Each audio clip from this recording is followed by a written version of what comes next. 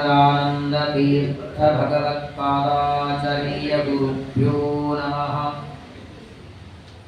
सृष्टिस्थित्यप्यदेहा निहति दृशितमो बन्धमोक्षाश्च यस्मात् अस्य श्री ब्रह्मरुद्रप्रभृतिसुरनरद्वीषशत्रुवात्मकस्य विष्णोर्व्यस्ताः समस्ताः सकलगुणनिधिः सर्वदोषो व्यपेतः पूर्णानन्दाव्ययो यो गुरुरपि परमश्चिन्तयेतं महान्तम् जन्माद्यस्य यतोऽन्वयादितरतश्चार्थेष्वभिज्ञस्वराट् तेने ब्रह्महृदाय आदिपतयो कवये मुह्यन्ति यं सूरयः तेजो वारिमृदां यथा विनिमयो यत्र त्रिसर्गो मृषा धाम्ना स्वेन सदा निरस्तकुहकं सत्यं परं धीमहि धर्मप्रोज्झितकैतवोऽत्र परमो निर्मत्सराणां सतां वेद्यं वास्तवमत्र वस्तु शिवदं तापत्रयोन्मूलनम् श्रीमद्भागवते महामुनिकृते किं वा परैरीश्वरः सत्योरुद्यमरुध्यतेऽत्र कृतिभिः शुश्रूषुभिस्तक्षणात् निगमकल्पतरोर्गलितं फलं शुकमुखादमृतद्रवसंयुतं पिबत भागवतं रसमालयं मुहुरहो रसिकाः भुवि भावुकाः भक्तिं मुहुः-प्रवहतां त्वरिमे प्रसङ्गो भूयादनन्तमहतो मम नाशयानाम् एनाञ्जसोल्बणमुरौ व्यसनं भवाप्तिं नेष्ये भवद्गुणकथामृतपानमत्तः सिञ्जन्नो पुरशोभिपादकमलां मन्दस्मितोद्यन्मुखीं कञ्जाक्षीं कुचभारभेरुविलसन् मध्यां त्वनत्कङ्कणां शम्वाद्यै परिसेवितां सुवसनां जाम्बूनदालङ्कृताम् अम्बां तां प्रणतोऽस्मि कृष्णरमणीं लम्बालकां रुक्मिणीं यस्य त्रीण्युदितानि वेदवचने रूपाणि दिव्यान्यलम् भट्टदर्शनमित्थमेव निहितं देवस्य भर्गो महत् वायो रामवचोनयं प्रथमकं प्रक्षोद्वितीयं वपुः मध्वो यत्तु तृतीयमेतदमुना ग्रन्थकृतः केशवे नमोऽस्तु तात्विका देवाः विष्णुभक्तिपरायणाः धर्ममार्गे प्रेरयन्तो भवन्तः सर्वदेव हि यस्वानुभावमखिलश्रुतिसारमेकम् अध्यात्मदीपमतितितिर्शतान्तमोऽन्धम् संसारिणां करुणयाः पुराणगुह्यम् तं व्याससूनुमुपयामि गुरुं मुनीनाम् आपादमौलिपर्यन्तं गुरूणामाकृतिं स्मरेत् तेन विघ्नाः प्रणश्यन्ति सिद्ध्यन्ति च मनोरथाः। श्रीगुरुभ्यो नमः। श्रीशुक उवाच मनुर्विवस्वतः पुत्रः श्राद्धदेव इति श्रुतः सप्तमो वर्तमानो यः तदपत्यानि मे शृणु ಸ್ವಸ್ತ್ಯಸ್ತು ಸತಾಂ ಅಶೇಷ ಸನ್ಮಂಗಲಾನಿ ಭವಂತು. ಶ್ಲೋಕೈಕಶ್ರವಣ ಪಠನ ಮಾತ್ರೇಣ ಕಥಾವಕ್ತಶ್ಚ ಶ್ರೋತॄಣಾಂ ನಿಖಿಲ ಕಲಿಕದ ಕಲ್ಮಷಾಪನೂತನ ಪಟುತರೇ ಮೋಕ್ಷಾದ್ಯಖಿಲ ಪುರುಷಾರ್ಥ ಸಾಧನೀಭೂತೆ. ಶ್ರೀಮದ್ಭಾಗವತೆ ಮಹಾಪುರಾಣೇ ಅಷ್ಟಮಸ್ಕಂದೆ ಯತ್ಕಿಂಚಿತ್ ಪೂರ್ವೋಕ್ತ ಪ್ರಮೇಯಾನುವಾದಃ. ಹರಿಃ ಓಂ ಹರಿಃ ಓಂ ಹರಿಃ ಓಂ. ಶ್ರೀ ಗುರುಭ್ಯೋ ನಮಃ. ವೇದವ್ಯಾಸದೇವರು ಎಲ್ಲ ಮಾನವರ ಕಲ್ಯಾಣಕ್ಕೆ 17 ಪುರಾಣಗಳ ರಚನೆಯಾದ ಮೇಲೆ ಕೊನೆಯದಾಗಿ ಬರೆದದ್ದು ಶ್ರೀಮದ್ ಭಾಗವತ. ವೇದವ್ಯಾಸದೇವರಿಗೆ ಭಾಗವತವನ್ನ ರಚನೆ ಮಾಡುವಂತೆ ಪ್ರಾರ್ಥನೆ ಮಾಡಿದ್ದು ನಾರದ ಋಷಿಗಳು. ಕಲಿಯುಗದಲ್ಲಿ ಬರುವ ಜನರ ಪರಿಸ್ಥಿತಿ, ಆಯುಷ್ಯ ಕಡಿಮೆ, ಇರುವ ಆಯುಷ್ಯದೊಳಗೆ ಸಾಧನ ಮಾಡಿಕೊಳ್ಳಬೇಕು ಅಂತ ಬುದ್ಧಿ ಬರೋದು ಕಡಿಮೆ. ಈ ಮಧ್ಯದಲ್ಲಿ ರೋಗ, ಕಷ್ಟ, ದಾರಿದ್ರ್ಯ, ಚಿಂತೆ, ಇದರ ಮಧ್ಯದಲ್ಲಿ ಹೇಗೆ ಆಯುಷ್ಯ ಕಳೆದು ಹೋಗುತ್ತೆ ಗೊತ್ತಾಗಲ್ಲ. ಆ ಮಾನವರ ಕಲ್ಯಾಣಕ್ಕೆ ಇನ್ನೊಂದು ಪುರಾಣವನ್ನು ಬರೀಬೇಕು ಅಂತ ಸರಸ್ವತಿ ನದಿದಂಡೆಯಲ್ಲಿ ವೇದವ್ಯಾಸದೇವರನ್ನ ಪ್ರಾರ್ಥನೆ ಮಾಡಿಕೊಂಡಾಗ ನಾರದರ ಪ್ರಾರ್ಥನೆಯಂತೆ 18,000 ಶ್ಲೋಕಗಳಿಂದ ಯುಕ್ತವಾದ 12 ಸ್ಕಂದಗಳು 340 ಅಧ್ಯಾಯಗಳಿಂದ ಯುಕ್ತವಾದಂತಹ ಭಾಗವತವನ್ನ ರಚನೆ ಮಾಡಿದ್ದಾರೆ. ಭಾಗವತ ಇದು ಆಯುಷ್ಯದಲ್ಲಿ ಒಂದು ಬಾರಿ ಕೇಳುವ ಗ್ರಂಥವಲ್ಲ, ಯಾವುದೋ ಸಂದರ್ಭದಲ್ಲಿ ಕೇಳುವ ಗ್ರಂಥವಲ್ಲ, ಪ್ರತಿನಿತ್ಯದಲ್ಲಿ ಅವಶ್ಯವಾಗಿ ಶ್ರವಣ ಮಾಡಬೇಕು. ಅಂತಹ ವೇದವ್ಯಾಸದೇವರ ಪುರಾಣದ ರಾಜ ಅಂತ ಬೆರೆಸಿಕೊಂಡ ಭಾಗವತದಲ್ಲಿ 8ನೇ ಸ್ಕಂದದ ಶ್ರವಣವನ್ನು ಮಾಡ್ತಾ ಇದ್ದೇವೆ. ಹರಿವಾಯು ಗುರುಗಳ ಅನುಗ್ರಹದಿಂದ ಕಾರ್ತಿಕ ಮಾಸದಲ್ಲಿ ಸಂಕಲ್ಪವನ್ನು ಮಾಡಿ ಬರುವ ಕಾರ್ತಿಕ ಮಾಸದಲ್ಲಿ ಸಮರ್ಪ್ಯ ಕೃತ್ಯಾನಿ ಕೃತೀಕೃತಾನಿ ವ್ಯಾಸಾಯ ಭೂಮ್ನೆ ಸುಕೃತಾನಿ ತಾವತ್ ಕರಿಷ್ಯಮಾಣಾನಿ ಚ ತಸ್ಯ ಪೂಜಾ ಸಂಕಲ್ಪಯಾಮಾಸ ಅಂತ ಹೇಳಿದಂತೆ 2 ಅಗತ್ಯ. ಯಾವುದೇ ಕರ್ಮ ಮಾಡಿ ಪ್ರಾರಂಭದಲ್ಲಿ ಸಂಕಲ್ಪ, ಕೊನೆಗೆ ಸಮರ್ಪಣೆ, ಅದು ಕರ್ಮಗಳ ಅಂಗ ಅಂತ ಕರೆಸಿಕೊಳ್ತದೆ. ಹಾಗಾಗಿ ಕಾರ್ತಿಕ ಮಾಸದಲ್ಲಿ ಸಂಕಲ್ಪ ಮಾಡಿದ್ದೇವೆ. ನಾಳೆ ಬರುವ ಕಾರ್ತಿಕದಲ್ಲಿ ಎಲ್ಲ ಪುರಾಣಗಳ ತವರು ಮನೆ, ಎಲ್ಲ ಋಷಿಗಳಿಗೆ, ಮುನಿಗಳಿಗೆ, ದೇವತೆಗಳಿಗೆ, ವೇದವ್ಯಾಸ ದೇವರಿಗೆ ಅತ್ಯಂತ ಪ್ರೀತ್ಯಾಸ್ಪದವಾದ ಕ್ಷೇತ್ರ ಗೋಮತಿ ನದಿ. ಅನಂತ ಗುಣಪೂರ್ಣನಾದ ದೇವರು ಅಸುರರ ಸಂಹಾರಕ್ಕೆ ಚಕ್ರವನ್ನ ಬಿಟ್ಟಾಗ ಆ ದೈತ್ಯರ ಸಂಹಾರ ಮಾಡಿ ಆ ಚಕ್ರ ಬಂದು ಯಾವ ಸ್ಥಳದಲ್ಲಿ ಸನ್ನಿಹಿತವಾಯಿತು ಅದು ಚಕ್ರತೀರ್ಥ ಅಂತ ಪ್ರಸಿದ್ಧವಾಯಿತು. ಅಂತಹ ನೈಮಿಷಾರಣ್ಯದಲ್ಲಿ ಈ 12 ಸ್ಕಂದಗಳ ಒಂದು ಸಮರ್ಪಣ ಕಾರ್ಯಕ್ರಮವನ್ನ ಹರಿವಾಯು ಗುರುಗಳ ಅನುಗ್ರಹದಿಂದ ಅವರೇ ಒಳಗಿದ್ದು ಇದನ್ನ ಮಾಡಿಸ್ತಾ ಇದ್ದಾರೆ. ಈಗಾಗಲೇ 8ನೇ ಸ್ಕಂದದಲ್ಲಿ ಧನ್ವಂತರಿ ಅವತಾರದ ಕಥೆಯನ್ನ ನಿನ್ನೆ ದಿವಸ ಶ್ರವಣ ಮಾಡಿದ್ದೇವೆ. ಸಾಕ್ಷಾತ್ ಪರಮಾತ್ಮ ಧನ್ವಂತರಿನ್ ನಾಮ ಹರಿನ್ ಮಣಿತ್ಯುತಿ, ಒಳ್ಳೆ ಬಂಗಾರದಂತೆ ಹೊಳೆಯುವ ರೇಷ್ಮೆ ವಸ್ತ್ರವನ್ನ ಪೀತಾಂಬರ ಉಟ್ಟುಕೊಂಡು, ಕಿರೀಟವನ್ನು ಹಾಕಿಕೊಂಡು, ಮಾಲೆಗಳನ್ನು ಹಾಕಿಕೊಂಡು ಅಮೃತದ ಕಲಶವನ್ನ ಪರಮಾತ್ಮ ತಂದಿದ್ದಾನೆ. ಧನ್ವ ಅಂದ್ರೆ ಪಾಪಗಳು, ಅನಂತ ಪಾಪಗಳನ್ನ ಮಾಡಿದ ಜೀವರನ್ನ ಆ ಪಾಪಗಳಿಂದ ತರಣ ಮಾಡ್ತಾನೆ. ಆದ್ದರಿಂದ ಧನ್ವಂತರಿ ಅಂತ ಹೆಸರನ್ನ ಕೊಟ್ಟಿದ್ದಾರೆ.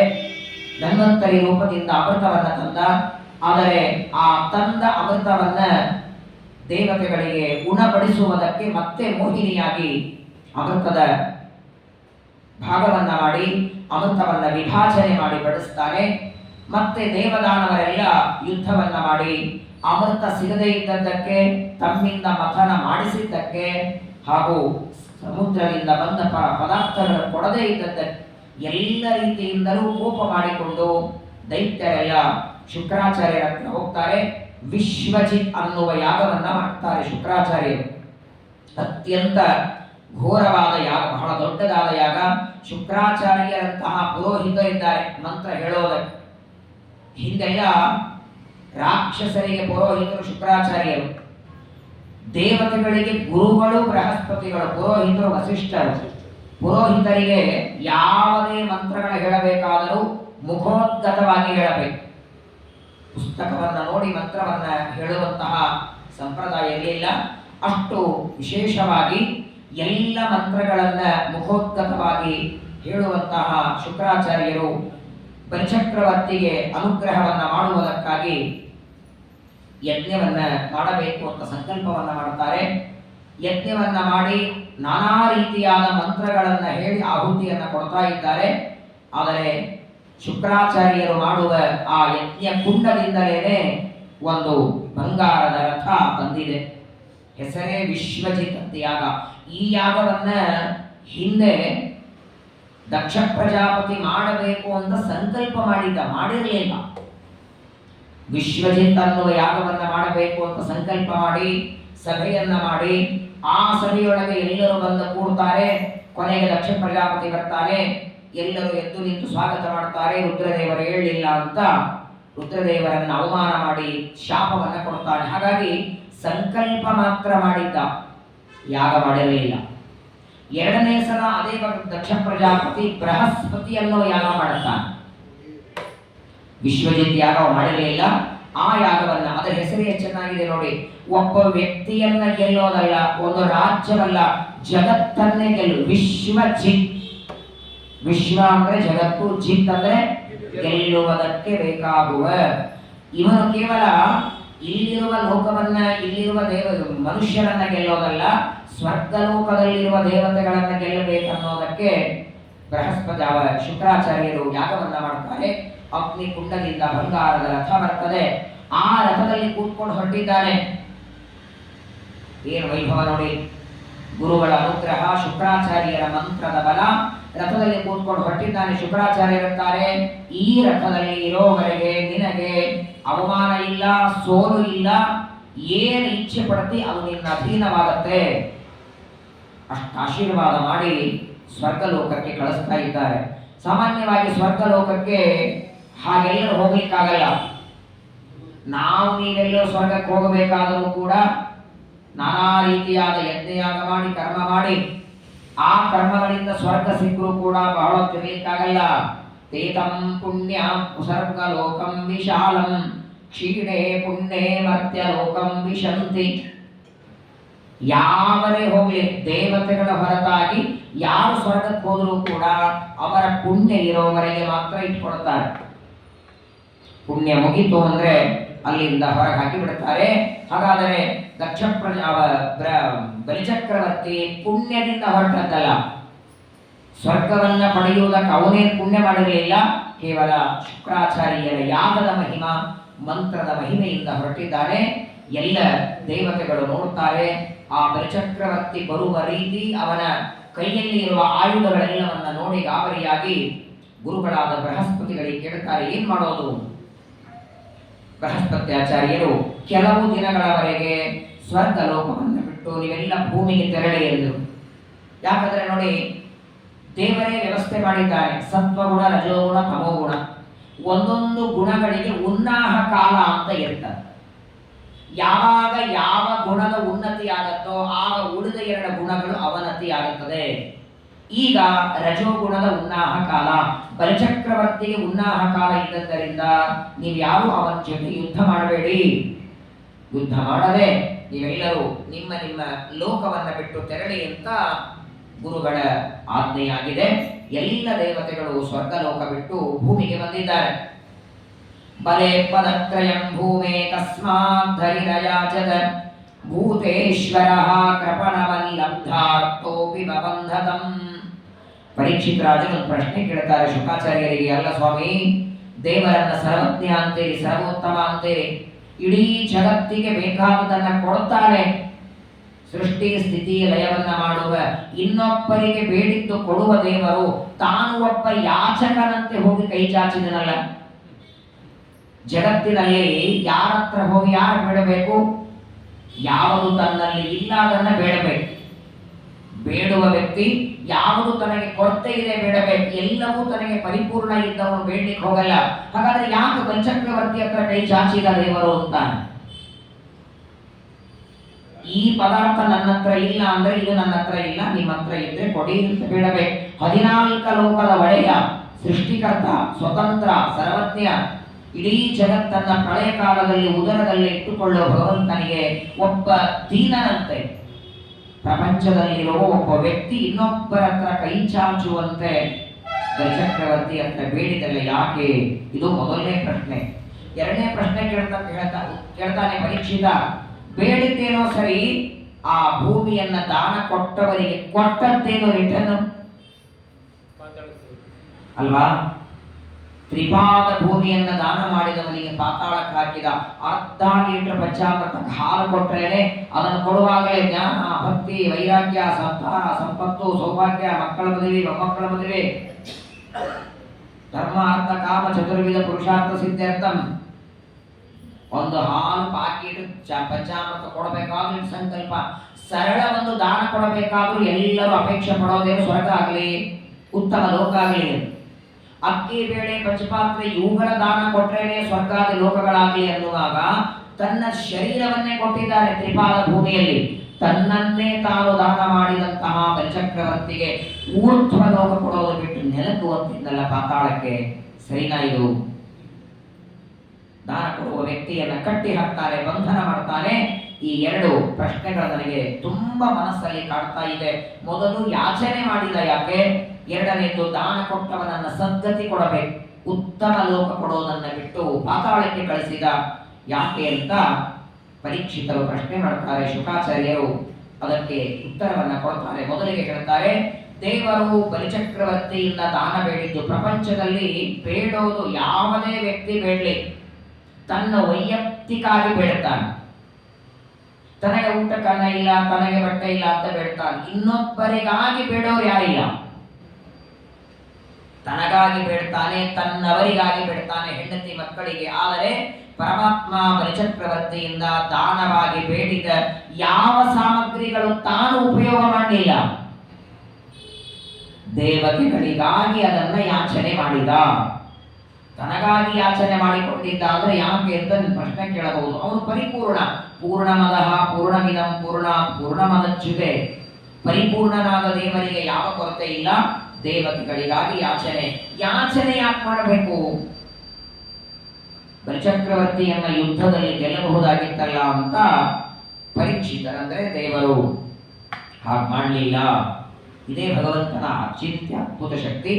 ನಿನಗೆ ಕಥೆಯನ್ನ ಹೇಳ್ತೇನೆ ಅಂತ ಪರೀಕ್ಷಿತನಿಗೆ ಕಥೆಯನ್ನ ವಿವರಣೆ ಮಾಡ್ತಾರೆ. ಯಾವಾಗ ಶುಕ್ರಾಚಾರ್ಯರು ಯಜ್ಞವನ್ನ ಮಾಡಿ ಯಜ್ಞಕುಂಡದಿಂದ ರಥವನ್ನ ನಿರ್ಮಾಣ ಮಾಡ್ತಾರೆ, ಆ ರಥದಲ್ಲಿ ಕೂತಿದ್ದಾನೆ. ಕೇವಲ ರಥ ಬರಲಿಲ್ಲ, ಅಗ್ನಿಕುಂಡದಿಂದ ಬರುವಾಗ ಆ ರಥ, ಅದಕ್ಕೆ ಗಾಲಿ, ಕುದುರೆಗಳು, ಒಳಗೊಬ್ಬ ಸಾರಥಿ, ಮೇಲೆ ಧನುಸ್ಸು, ಬಿಲ್ಲು, ಬಾಣ ಎಲ್ಲ ಕುಂಡದಿಂದಲೇ ಬಂದಿದೆ.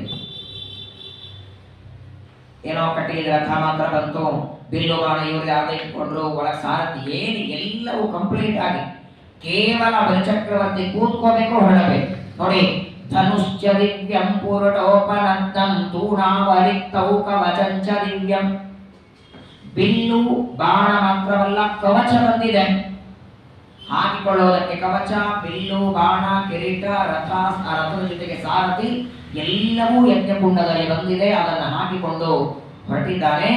ದೇವತೆಗಳೆಲ್ಲ ಇವನ ಬರುವ ರೀತಿಯನ್ನ ನೋಡಿನೇ ಗಾಬರಿಯಾಗಿದ್ದಾರೆ. ಗೊತ್ತಾಗುತ್ತೆ, ಬಲಿಚಕ್ರವರ್ತಿ ಅಷ್ಟು ವೈಭವದಿಂದ ಬರ್ತಿದ್ದಾನಂದ್ರೆ ಅವನಿಗೆ ಗುರುಗಳ ಅನುಗ್ರಹ ಇದೆ, ಮಂತ್ರ ಬಲ ಇದೆ.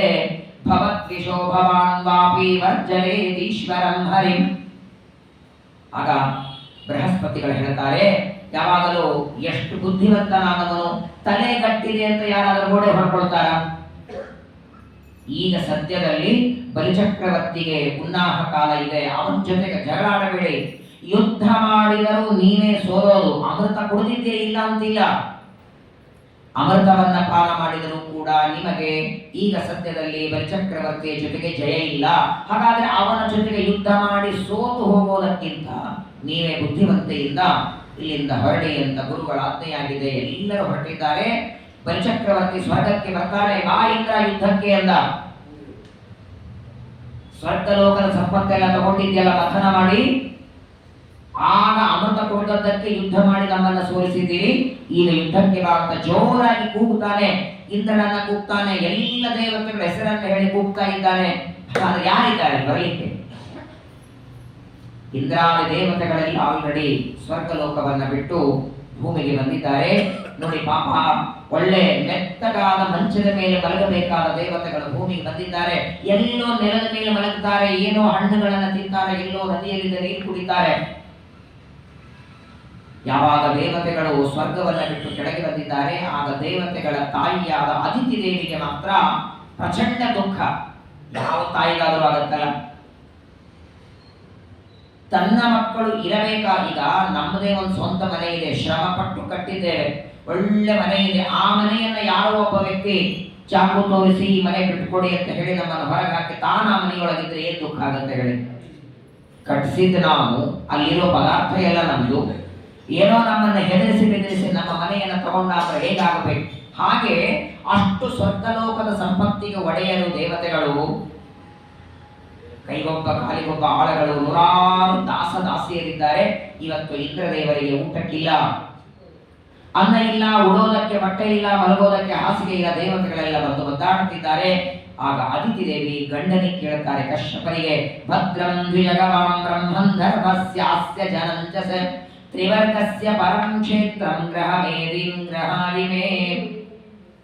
ಸ್ವಾಮಿ, ನಾನು ಇವತ್ತಿನವರೆಗೆ ನಿಮ್ಮಿಂದ ಏನು ಯಾಚನೆ ಮಾಡಲಿಲ್ಲ, ದೇವರ ಅನುಗ್ರಹದಿಂದ ಎಲ್ಲ ನನಗೆ ಸಿಕ್ಕಿದೆ. ಆದರೆ ಇವತ್ತು ನನ್ನ ಮಕ್ಕಳಿಗೆ ಈ ಗತಿ ಯಾಕೆ ಅಂತ ಕೇಳ್ತಾಳೆ ಅದಿತಿ ದೇವಿ. ಒಳ್ಳೆ ಯಜ್ಞ ಯಾಗ, ಬೇಕಾದಷ್ಟು ದಾನ ಧರ್ಮ, ನಿತ್ಯದಲ್ಲಿ ದೇವರ ಪೂಜೆ, ಏನೇನು ಮಾಡಬೇಕು ಅದನ್ನೆಲ್ಲ ಅನುಷ್ಠಾನ ಮಾಡ್ತಾರೆ ನನ್ನ ಮಕ್ಕಳು. ಆದರೂ ಇವತ್ತು ಗತಿ ಇಲ್ಲದೆ ಭೂಮಿಗೆ ಬಂದು ಬಿಟ್ಟಿದ್ದಾರಲ್ಲ, ಹಾಸಿಗೆ ಇಲ್ಲದೆ, ನೀರಿಲ್ಲದೆ, ನಾನಾ ರೀತಿಯಾದ ದುಃಖವನ್ನು ಅನುಭವಿಸ್ತಾ ಇದ್ದಾರೆ.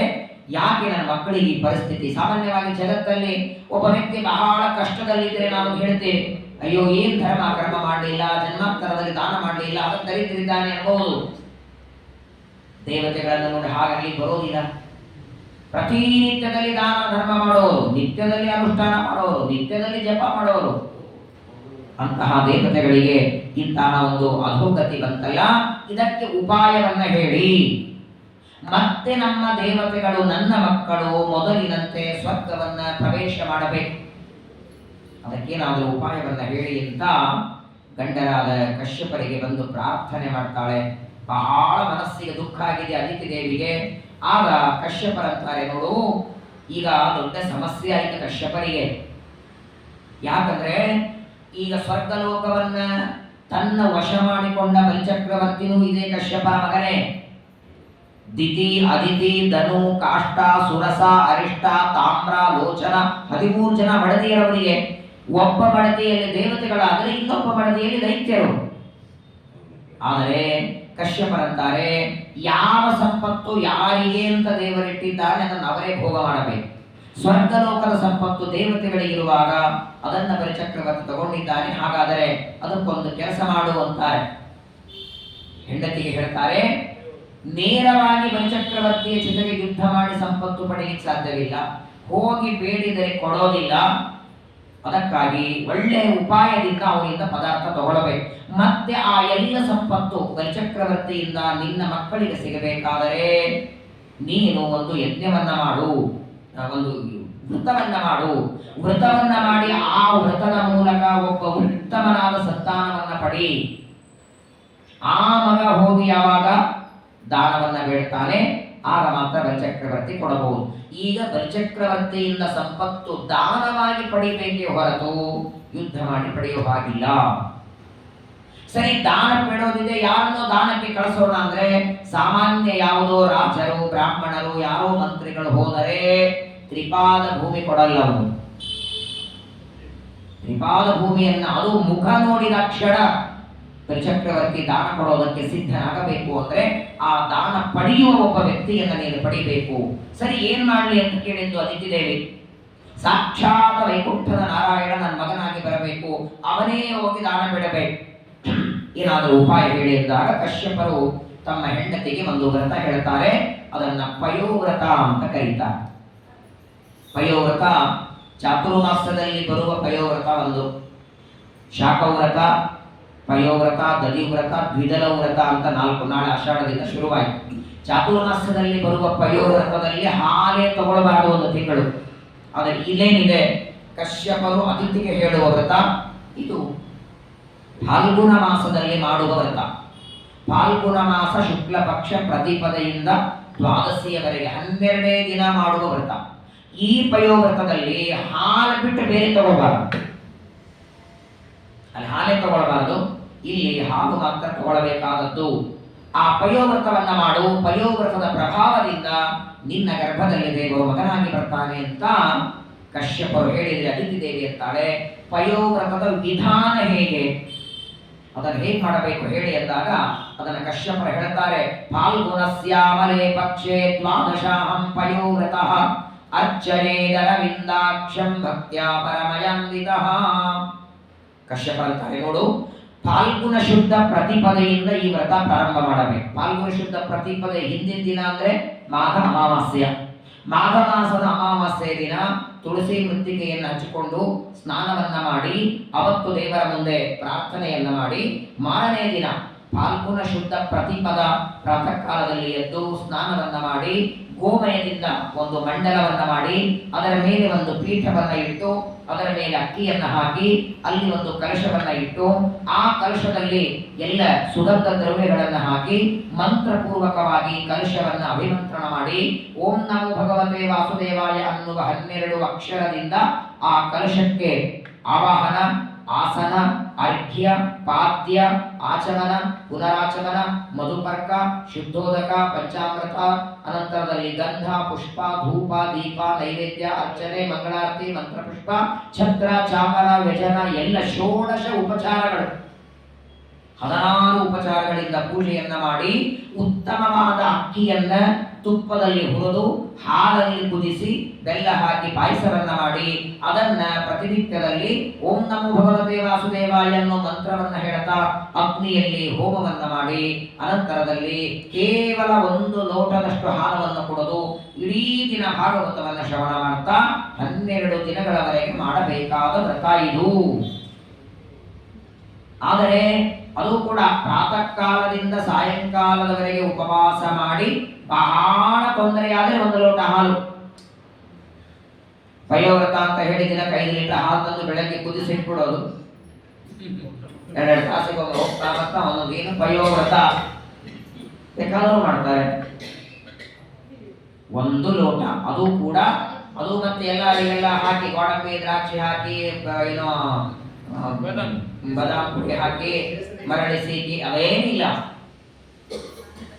ಯಾವುದೇ ವ್ರತ ಮಾಡಿ, ವ್ರತ ಅಂತ ಮಾಡೋದಕ್ಕೆ ಯಾವ ವ್ರತ ಮಾಡಿದರೂ ಕೂಡ ಆ ವ್ರತದಲ್ಲಿ ತ್ಯಾಗ ಇರವೆ. ಮತ್ತೆ ಎಲ್ಲ ಹಾಕೊಂಡು ಹೋಗ ಮಾಡ್ತೇನೆ ಅಂದ್ರೆ ಸುಮ್ಮನೆ ಹಾಲು, ಅದು ಕೂಡ ದೇಹ ಪೋಷಣೆಗೆ. ಹೀಗೆ 12 ದಿನಗಳವರೆಗೆ ಫಾಲ್ಗುಣ ಶುದ್ಧ ಪ್ರತಿಪದೆಯಿಂದ ದ್ವಾದಶಿಯವರೆಗೆ ಪ್ರತಿನಿತ್ಯದಲ್ಲಿ ಏಕಾದಶಿ ಬಿಟ್ಟು, ಏಕಾದಶಿ ಬರೆ ಪೂಜೆ, ಹೋಮ ಇಲ್ಲ, ಪ್ರತಿನಿತ್ಯದಲ್ಲಿ ಹೋಮವನ್ನ ಮಾಡಿ ದ್ವಾದಶಿಯ ನಂತರದಲ್ಲಿ ತ್ರಯೋದಶಿಯ ದಿನ ಸಾಧ್ಯವಾದರೆ 12 ದಂಪತಿಗಳನ್ನು, ತ್ರಯೋದಶಿ ದಿನ 12 ದಂಪತಿಗಳನ್ನು ಕರೆಸಿ ಆ ದಂಪತಿಗಳಲ್ಲಿ ಲಕ್ಷ್ಮೀ ನಾರಾಯಣರನ್ನು ಆವಾಹನೆ ಮಾಡಿ ಅವರಲ್ಲಿ ಪರಮಾತ್ಮನ ಪೂಜೆಯನ್ನ ಮಾಡಿ ಅವರಿಗೆ ಒಂದೊಂದು ಪ್ರತಿಮೆಯನ್ನ ಮಾಡಿಸಿ ಕೊಡಬೇಕು. ಆ ಪ್ರತಿಮೆಯನ್ನ ಮಾಡಿಸಿ ಅವರ ಸಮ್ಮುಖದಲ್ಲಿ ಯಜ್ಞವನ್ನ ಮಾಡಿ ಅವರಿಗೆ ಅರ್ಘ್ಯಪಾದ್ಯಗಳಿಂದ ಪೂಜೆಯನ್ನ ಮಾಡಿ ಅಡಿಗೆಯನ್ನ ಮಾಡಿ ಬ್ರಾಹ್ಮಣರಿಗೆ ಊಟಕ್ಕೆ ಹಾಕಿ ದಕ್ಷಿಣೆ ಕೊಟ್ಟು ಅವರಿಂದ ಆಶೀರ್ವಾದ ತಗೊಂಡಾಗ ಆಗ ಈ ಯಜ್ಞ ಪೂರ್ಣವಾಗತ್ತೆ. ಇಂತಹ ಒಂದು ಪಯೋವ್ರತವನ್ನ ಮಾಡುವಂತ ಹೆಂಡತಿಗೆ ಆಜ್ಞೆ ಮಾಡಿ, ಕೇವಲ ಹೆಂಡತಿಗೆ ಹೇಳಿಲ್ಲ, ನಾನು ನಿನ್ನ ಜೊತೆಗೆ ಮಾಡ್ತೇನೆ ಅಂತಾರೆ. ಅದಿತಿ ಕಶ್ಯಪರು ಇಬ್ಬರೂ ಸೇರಿ ಈ ದಿವ್ಯವಾದಂತಹ ಪಯೋವ್ರತ ಫಾಲ್ಗುಣ ಶುದ್ಧ ಪ್ರತಿಪದೆಯಿಂದ ಆರಂಭ ಮಾಡಿ ಮಾಡ್ತಾರೆ. ಸಸಕ್ತಿ ಸಗುಣಂ ದತ್ವಾ ಜುಹುಯಾಂ ಮೂಲ ವಿದ್ಯೆಯ. ಆ ಹೋಮ ಮಾಡುವುದಕ್ಕೆ ಅಕ್ಕಿ, ತುಪ್ಪ, ಬೆಲ್ಲ ಏನು ಬಳಸಿದ್ದಾರೆ ಅದನ್ನ ಕೊನೆಗೆ ಹೋಮದ ಪೂರ್ಣಾಹುತಿಯಾದ ಮೇಲೆ ಅದನ್ನ ಬ್ರಾಹ್ಮಣರಿಗೆ ದಾನವನ್ನ ಕೊಟ್ಟು ಆ ಕುಂಡಕ್ಕೆ ಪ್ರದಕ್ಷಿಣೆಯನ್ನು ಹಾಕಿ ಪ್ರತಿನಿತ್ಯದಲ್ಲಿ ಆ 12 ದಿನಗಳವರೆಗೆ ಪಯೋವ್ರತ ಮಾಡುವಾಗ ನೆಲದ ಮೇಲೆ ಮಲಗಬೇಕು. ಗಾದಿ ಮಂಚ ಎಲ್ಲ ಹಾಕೊಂಡು ಮಲಗೋ ಹಾಗಿಲ್ಲ, ಯಾರ ಜೊತೆ ಹರಟೆ ಹೊಡೆಯೋ ಹಾಗಿಲ್ಲ, ಟಿವಿ ಮೊಬೈಲ್ ಎಲ್ಲ ನೋಡೋ ಹಾಗಿಲ್ಲ, ಯಾವ ವಿಷಯಗಳ ಬಗ್ಗೆ ತಲೆ ಹಾಕೋ ಹಾಗಿಲ್ಲ. ಇಷ್ಟೆಲ್ಲ ಇದ್ರೆ ಮಾತ್ರ ಒಳ್ಳೆ ಸಂತಾನವಾಗತ್ತೆ. ಹಾಗಾಗಿ ಏನೇನು ಆ ವ್ರತ ಮಾಡುವುದಕ್ಕೆ ಬೇಕು ಅದನ್ನೆಲ್ಲ ಹೇಳಿದ್ದಾರೆ. ಈ 12 ದಿನ ವ್ರತ ಮಾಡುವಾಗ ಯಾವ ಹರಟೆ ಹೊಡೆಯೋ ಹಾಗಿಲ್ಲ. ಅವ್ರು ಚಾಡಿ ಹಿಡದೆ, ಇವ್ರು ಚಾಡಿ ಹಿಡದೆ, ಇವ್ರು ಬರಲಿಲ್ಲ, ಅವ್ರು ಬರಲಿಲ್ಲ, ಅಲ್ಲಿ ಕೊಬ್ಬರಿ ಚಟ್ನಿ ಮಾಡಿದ್ರು, ಇದು ಏನು ಮಾತಿಲ್ಲ. ಬಾಯಿ ಕರೆದರೆ ದೇವರ ಸ್ಮರಣೆ, ಭಗವಂತನ ಸ್ಮರಣೆಯನ್ನ ಮಾಡ್ತಾ ಸಾಧ್ಯವಾದರೆ ಒಂದು 5-6 ಜನ ಆಚಾರ್ಯಗಳು 2 ತಾಸು ಒಬ್ಬೊಬ್ಬರು ಪ್ರವಚನ ಮಾಡೋದು. ಬೆಳಗ್ಗೆ 8 ಗಂಟೆಗೆ ಶುರುವಾಗ ರಾತ್ರಿ 11 ಗಂಟೆವರೆಗೆ ಪ್ರವಚನ ಮಾಡಿ 11ಕ್ಕೆ ಮಲಗೋದು. ಈ ರೀತಿಯಲ್ಲಿ ನೀನು ಮಾಡುವಂತ ಗಂಡ ಹೆಂಡತಿಗೆ ಹೇಳಿ ತಾವು ಕೂಡ ಪ್ರತಿನಿತ್ಯವನ್ನ ಮಾಡ್ತಾ 12 ದಿನಗಳವರೆಗೆ ಪಯೋವ್ರತವನ್ನ ಅದಿತಿ ಕಶ್ಯಪರು ಮಾಡಿ 13ನೇ ದಿನ ಆ ಪಯೋವ್ರತದ ಸಮಾಪ್ತಿಯನ್ನ ಮಾಡ್ತಾರೆ. ಆ ಕಶ್ಯಪರು ಅದಿತಿ ದೇವಿ ಮಾಡಿದ ಪಯೋವ್ರತದ ಪ್ರಭಾವದಿಂದ ಸರ್ವಜ್ಞನಾದ ಭಗವಂತ ವೈಕುಂಠಾಧಿಪತಿಯಾದ ಪರಮಾತ್ಮ ಒಂದು ಅಂಶದಿಂದ ಅದಿತಿ ದೇವಿಯ ಗರ್ಭದಲ್ಲಿ ಪ್ರವೇಶ ಮಾಡಿದ. ಸಾಕ್ಷಾತ್ ಪರಮಾತ್ಮನೇ ಬರ್ತಾನೆ. ಪ್ರಾರಂಭದಲ್ಲಿ ಒಂದು ಮಾತು ಹೇಳ್ತಾರೆ, ಪ್ರಥಮ ಶ್ಲೋಕದಲ್ಲಿ ಹೇಳುವಾಗಲೇನೆ ಜನ್ಮ ತೇಜೋವಾರಿ ಮೃದಾಂ. ತೇಜೋ ಅಂದ್ರೆ ಬೆಂಕಿ. ದೇವರು ಯಾವಾಗ ಭೂಮಿಗೆ ಬರಬೇಕಾದರೂ ಒಂದು ದೀಪದಿಂದ ಇನ್ನೊಂದು ದೀಪ ಹಚ್ಚಿದರೆ ಮೊದಲನೇ ದೀಪಕ್ಕೂ 2ನೇ ದೀಪಕ್ಕೂ ಏನು ವ್ಯತ್ಯಾಸ ಇಲ್ಲ, ಜ್ವಾಲೆ ಒಂದೇ ತರ ಇರೋದು. ದೀಪದಿಂದ ಮೊದಲನೇ ದೀಪದಿಂದ 1000 ದೀಪಗಳು ಹಚ್ಚಿ ಯಾವ ರೀತಿ ದೀಪಗಳಲ್ಲಿ ವ್ಯತ್ಯಾಸ ಇಲ್ವೋ ಹಾಗೆ ಮೂಲ ರೂಪ ಅವತಾರ ರೂಪಗಳಿಗೆ ಭೇದ ಇಲ್ಲ. ಮೂಲ ರೂಪನೂ ಪರಿಪೂರ್ಣವೇ, ಅವತಾರ ಮಾಡಿ ಬಂದ ರೂಪವು ಪರಿಪೂರ್ಣವೇ. ಸಾಮಾನ್ಯವಾಗಿ ನೋಡಿ, ದೇವತೆಗಳಿಗೆ ಮೂಲ ರೂಪದಲ್ಲಿರುವ ಶಕ್ತಿ ಸಾಮರ್ಥ್ಯಗಳು ಅವತಾರ ರೂಪದಲ್ಲಿ ಇರಲ್ಲ. ಶಕ್ತಿ ಇರೋದಿಲ್ಲ, ಸಾಮರ್ಥ್ಯ ಇರಲ್ಲ, ಮೂಲ ರೂಪದಲ್ಲಿರುವಷ್ಟು ಜ್ಞಾನ ಇರಲ್ಲ. ಯಾರಿಗೆ? ಗರುಡಶೇಷ ದೇವರನ್ನ ಹಿಡಿದು ಪರಮಾತ್ಮನಿಗೆ ವಾಯುದೇವರಿಗೆ ಮೂಲ ರೂಪ ಅವತಾರ ರೂಪಗಳಲ್ಲಿ ವ್ಯತ್ಯಾಸ ಇಲ್ಲ. ಹಾಗಾಗಿ ತನ್ನ ಒಂದು ಅಂಶವನ್ನ ಮಾತ್ರ ಅದಿತಿ ದೇವಿಯ ಗರ್ಭದಲ್ಲಿ ಪರಮಾತ್ಮ ಪ್ರವೇಶ ಮಾಡ್ತಾರೆ. ಅವರು ಮಾಡಿದ ಪಯೋವ್ರತದಿಂದ ಸಂತುಷ್ಟನಾಗಿ ಗರ್ಭದಲ್ಲಿ ಪ್ರವೇಶ ಮಾಡಿದ ಆ ಗರ್ಭದಲ್ಲಿ ಇರುವ ಪರಮಾತ್ಮನನ್ನ ಪ್ರಾರ್ಥನೆ ಮಾಡ್ತಾರೆ. ಒಂದು ಮಾತಾಡ್ತಾರೆ ನೋಡಿ, ಗರ್ಭಿಣಿ ಸ್ತ್ರೀಯರ ಮುಖದ ಮೇಲೆ ಲಕ್ಷಣಗಳೆಲ್ಲ ಇದೆ. ಪ್ರಾಯ 3ನೇ ತಿಂಗಳಿಂದ ಗರ್ಭಿಣಿ ಸ್ತ್ರೀಯರ ಮುಖದಲ್ಲಿ ಲಕ್ಷಣಗಳೆಲ್ಲ ಕಾಣುತ್ತೆ. ಆ ಲಕ್ಷಣ ಹೇಗಿರತ್ತಂದ್ರೆ, ಗರ್ಭದಲ್ಲಿರುವ ಮಗು ಹೇಗಿರತ್ತೋ ಆ ಮಗುವಿನ ಲಕ್ಷಣವೆಲ್ಲ ಮುಖದಲ್ಲಿ ಕಾಣುತ್ತೆ. ರಾಘವೇಂದ್ರ ಸ್ವಾಮಿಗಳ ಕಥೆಯನ್ನು ಹೇಳುವಾಗ ಅವರ ತಾಯಿಯ ಗೋಪಿಕಾಂಬ ಅವಳ ಮುಖದಲ್ಲಿ ಎಂಥ ಲಕ್ಷಣ. ಅವರಿಗೆ ಸಾಮಾನ್ಯವಾಗಿ ನೋಡಿ 6, 7, 8, 9 ಈ 4 ತಿಂಗಳು ಗರ್ಭಿಣಿ ಸ್ತ್ರೀಯರು ಯಾವ ಆಹಾರ ಸೇವನೆ ಮಾಡ್ತಾರೆ, ಈ 4 ತಿಂಗಳು ಗರ್ಭಿಣಿ ಸ್ತ್ರೀಯರು ಏನ್ ಕೆಲಸ ಮಾಡ್ತಾರೆ, ಅದೇ ಕೆಲಸ ಅದೇ ಸಂಸ್ಕಾರ ಗರ್ಭದಲ್ಲಿದ್ದ ಮಗುವಿಗೆ ಕೊಡ್ತಾರೆ. ವಾಕಿಂಗ್ ಮಾಡಿ ಒಬ್ಬ ಕೂತಲ್ಲಿ ಕೂತ್ಕೋಬೇಡಿ ಅಂತ ಡಾಕ್ಟರ್ ಹೇಳ್ತಾರೆ. 7, 8, 9 ಈ 3 ತಿಂಗಳು ವಾಕಿಂಗ್ ಹೋಗುವಾಗ ಕೈಯಲ್ಲದ ನಾಯಿ ಒಯ್ದರೆ ಹುಟ್ಟುವ ಮಗು 3ನೇ ವರ್ಷಕ್ಕೆ ನಾಯಿ ಬೇಕನ್ನತ್ತ. ಎಷ್ಟು ಸಂಸ್ಕಾರ ಜೋರಾಗಿ ಕೊಡ್ತಾರೆ. ಹಾಗಾಗೇನೆ ಗರ್ಭಿಣಿ ಸ್ತ್ರೀಯರಿಗೆ ನಿಯಮ ಮೊದಲು. ರಾಘವೇಂದ್ರ ಸ್ವಾಮಿಗಳ ಪೂರ್ವಾಶ್ರಮದ ತಾಯಿ 8, 9, 7, 8, 9 3 ತಿಂಗಳು ಕೇವಲ ಮಣ್ಣು ತಿಂದಿದ್ರ. ಹಸಿಗಾದಾಗ ಮಣ್ಣು ಸೇರ್ಬೇಕು. ಹಾಗಾಗಿನೇ ಮೃತ್ತಿಕಾ ವೃಂದಾವನ ಜಗತ್ತೂಪ ಐತಿ ಒಂದು ರಾಯರು. ಒಂದೊಂದು ಊರಲ್ಲಿ ರಾಯರ ಮೃತ್ತಿಕಾ ವೃಂದಾವನ ಯಾಕಂತಂದ್ರೆ ಅವ್ರ ತಾಯಿ ಜನ್ಮ ಹಡದಂತೆ ಮಣ್ಣು ತಿಂದು. ಹಾಗಾಗಿ ಈ ಮುಂದೊಂದು ಬರ್ತದೆ ದಶಮ ಸ್ಕಂದದಲ್ಲಿ ದೇವಕಿಯ ಗರ್ಭದಲ್ಲಿ ಕೃಷ್ಣ ಇದ್ದಾಗ ದೇವಕಿಯ ಮುಖದಲ್ಲಿ ಏನ್ ಲಕ್ಷಣ ಬಂದಿತ್ತು. ಇಲ್ಲಿ ನೋಡಿ, ಅದಿತಿ ದೇವಿಯ ಗರ್ಭದಲ್ಲಿ ಸಾಕ್ಷಾತ್ ಭಗವಂತ ಹುಟ್ಟಿದ್ದಾನೆ. ಅವತ್ತಿನವರೆಗೆ ಈಗಾಗಲೇ ಅದಿತಿ ದೇವಿ ಅನೇಕ ಮಕ್ಕಳಿಗೆ ಜನ್ಮ ಕೊಟ್ಟಿದ್ದಾಳೆ. ಇದಕ್ಕಿಂತ ಮೊದಲು ಗರ್ಭಿಣಿಯಾದಾಗ ಈ ಲಕ್ಷಣ, ಈ ಕಾಂತಿ ಮುಖದಲ್ಲಿ ಬಂದಿರಲಿಲ್ಲ. ಪಯೋವ್ರತದ ಪ್ರಭಾವದಿಂದ ಭಗವಂತ ಗರ್ಭದಲ್ಲಿ ಇದ್ದಾನೆ.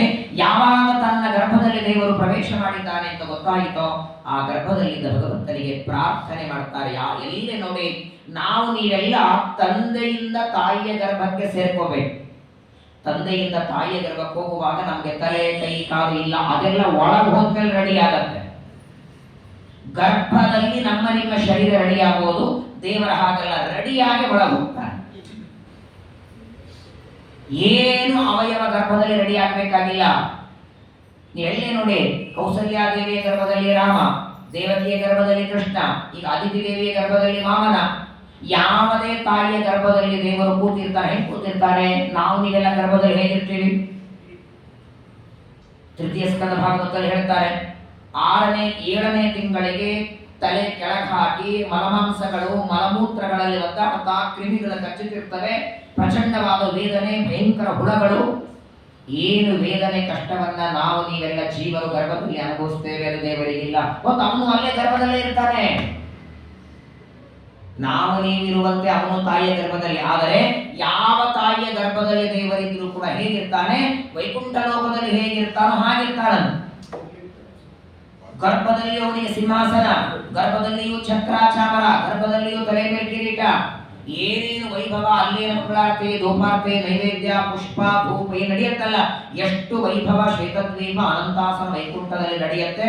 ಅಷ್ಟೆಲ್ಲ ವೈಭವ ಯಾವ ತಾಯಿಯ ಗರ್ಭದಲ್ಲಿ ಬಂದರೂ ಹಾಗಿರ್ತಾನೆ. ಕೌಸಲ್ಯ ದೇವಿಯ ಗರ್ಭದಿಂದಲೇ ಬರಲಿ, ದೇವಕಿಯ ಗರ್ಭದಿಂದಲೇ ಬರಲಿ, ಗರ್ಭವಾಸ ಇದೆ ದೇವರಿಗೆ, ಗರ್ಭವಾಸ ದುಃಖ ಇಲ್ಲ. ಗೊತ್ತಿರ್ತಾನಿಗೆ. ಹಾಗಾಗಿ ನೋಡಿ, ನಾವು ನೀವೆಲ್ಲ ಕಂಪಲ್ಸರಿ 9 ತಿಂಗಳು ಇರಲೇಬೇಕು.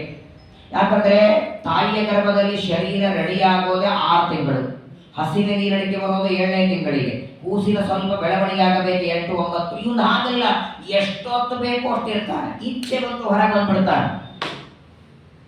ಶ್ರೀಕೃಷ್ಣ ಪರಮಾತ್ಮ ದೇವಕಿ ಗರ್ಭದಲ್ಲಿ ಎಷ್ಟು ದಿನ ಇದ್ದ? 10.5 ತಿಂಗಳು. 9 ಅಲ್ಲ, 9 ತಿಂಗಳಿಗೆ. ಇನ್ನೂ ಕೆಲವು ಮಕ್ಕಳು 8 ತಿಂಗಳಿಗೆ ಹುಟ್ಟಿ ಬಂದದ್ದಿದೆ, 8.5ವರೆಗೆ ಹೇಳ್ತಾರೆ. 9 ಅಲ್ಲ, 10.5 ತಿಂಗಳು ಅದಿತಿ ದೇವಕಿಯ ಗರ್ಭದಲ್ಲಿ. ಇಲ್ಲಿ ನೋಡಿ, ವಾಮನ ಅದಿತಿಯ ಗರ್ಭದಲ್ಲಿ ಪ್ರವೇಶ ಮಾಡಿದ್ದ ಯಾವಾಗ? ಫಾಲ್ಗುಣ ಶುಕ್ಲ ತ್ರಯೋದಶಿ. ಹೊರಗೆ ಬಂದದ್ದು ಭಾದ್ರಪದ ಶುದ್ಧ ದ್ವಾದಶಿ. ಫಾಲ್ಗುಣದಿಂದ ಚೈತ್ರ, ವೈಶಾಖ, ಜ್ಯೇಷ್ಠ, ಆಷಾಢ, ಶ್ರಾವಣ, ಭಾದ್ರಪದ. ಅಲ್ಲಿ 8 ತಿಂಗಳಿಗೆ ಬಂದ್ರೆ ಪ್ರೀಮಚೂರ್ ಆಗ್ಬೇಕು. 6 ತಿಂಗಳಿಗೆ ಬಂದ್ರೆ ಏನಾಗಬೇಕು? 6 ತಿಂಗಳಿಗೆ ಯಾವ ತಾಯಿಯಿಂದ, ಯಾಕಂದ್ರೆ ಇನ್ನು ಪೂರ್ಣ ಬೆಳೆದಿರೋದೇ ಇಲ್ಲ. 6 ತಿಂಗಳಿಗೆ ಅಕಸ್ಮಾತ್ ಹುಟ್ಟಿದರು, ಅದು ಗರ್ಭವೇ ಅಲ್ಲ, ಅದು ಮಗುನೂ ಅಲ್ಲ. ಅದಕ್ಕೆ ಗರ್ಭಸ್ರಾವ ಅಂತ ಕರೀತಾರೆ. ಇದರಿಂದಲೇ ಗೊತ್ತಾಗುತ್ತೆ ಗರ್ಭದಲ್ಲಿ ಇರುವ ಅನಿವಾರ್ಯತೆ ಇಲ್ಲ, ಇಚ್ಛೆಯಿಂದ ಇರ್ತಾನೆ. ಎಷ್ಟೊತ್ತು ಬೇಕಿರ್ತಾನೆ, ಸಾಕಾಯ್ತು ಹೊಟ್ಟೆ ಬಿಡ್ತಾನೆ. ಪರಮಾತ್ಮ ತಾನೂ ಗರ್ಭದಲ್ಲಿದ್ದು ಯಾಕೆ ಪದೇ ಪದೇ ಗರ್ಭದಿಂದ ಬರ್ತಾನಂದ್ರೆ, ಇವರೆಲ್ಲ ನಾವು ತಾಯಿ ಆಗಬೇಕು ಅಂತ ಇಚ್ಛೆ ಪಟ್ಟಿರ್ತಾರಲ್ಲ, 100 ವರ್ಷ ತಪಸ್ಸು ಮಾಡಿ ದೇವರನ್ನ ಮಗನಾಗಿ ಪಡಿಬೇಕು ಅಂತ ಇಚ್ಛೆ ಪಟ್ಟಂತ ಇವರಲ್ಲಿ ವರ ಕೊಡೋದಕ್ಕೆ ಇವಾಗ ಗರ್ಭದಲ್ಲಿ ಇರ್ಬೇಕು. ಈಗ ಅವನ ಪರಿಸ್ಥಿತಿ ನೋಡಿ.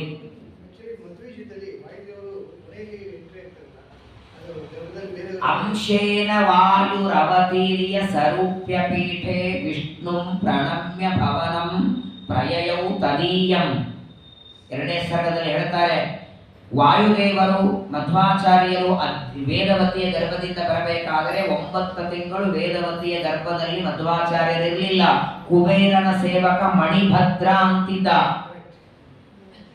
9 ತಿಂಗಳು ಗರ್ಭದಲ್ಲಿ ಮಣಿಭದ್ರ ಇದ್ದ.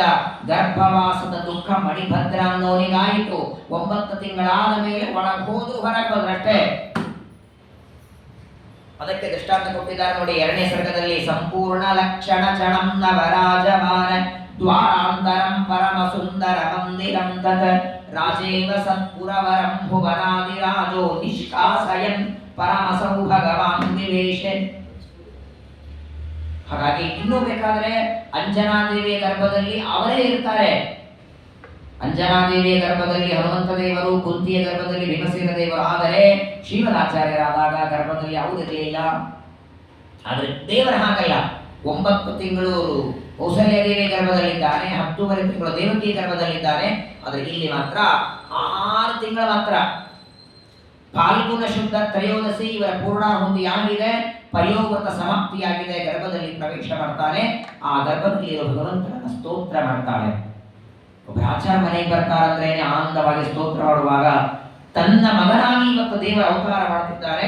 ಆ ಪರಮಾತ್ಮನನ್ನ ಅದಿತಿ ದೇವಿ ಸ್ತೋತ್ರ ಮಾಡ್ತಾಳೆ. ಯಜ್ಞೇಶ ಯಜ್ಞ ಪುರುಷಾಚ್ಯುತ ತೀರ್ಥಪಾದ ತೀರ್ಥ ಶ್ರವಣ ಮಂಗಲ ನಾಮಧೇಯ ಆಪನ್ನ ಲೋಕವೃಜಿನೋಪಶಮೋದಯಾತ್ಯ ತ್ವಂ ನಃ ಕ್ರದೀಶ ಭಗವನ್ ಅವಸನ್ನನಾಥ.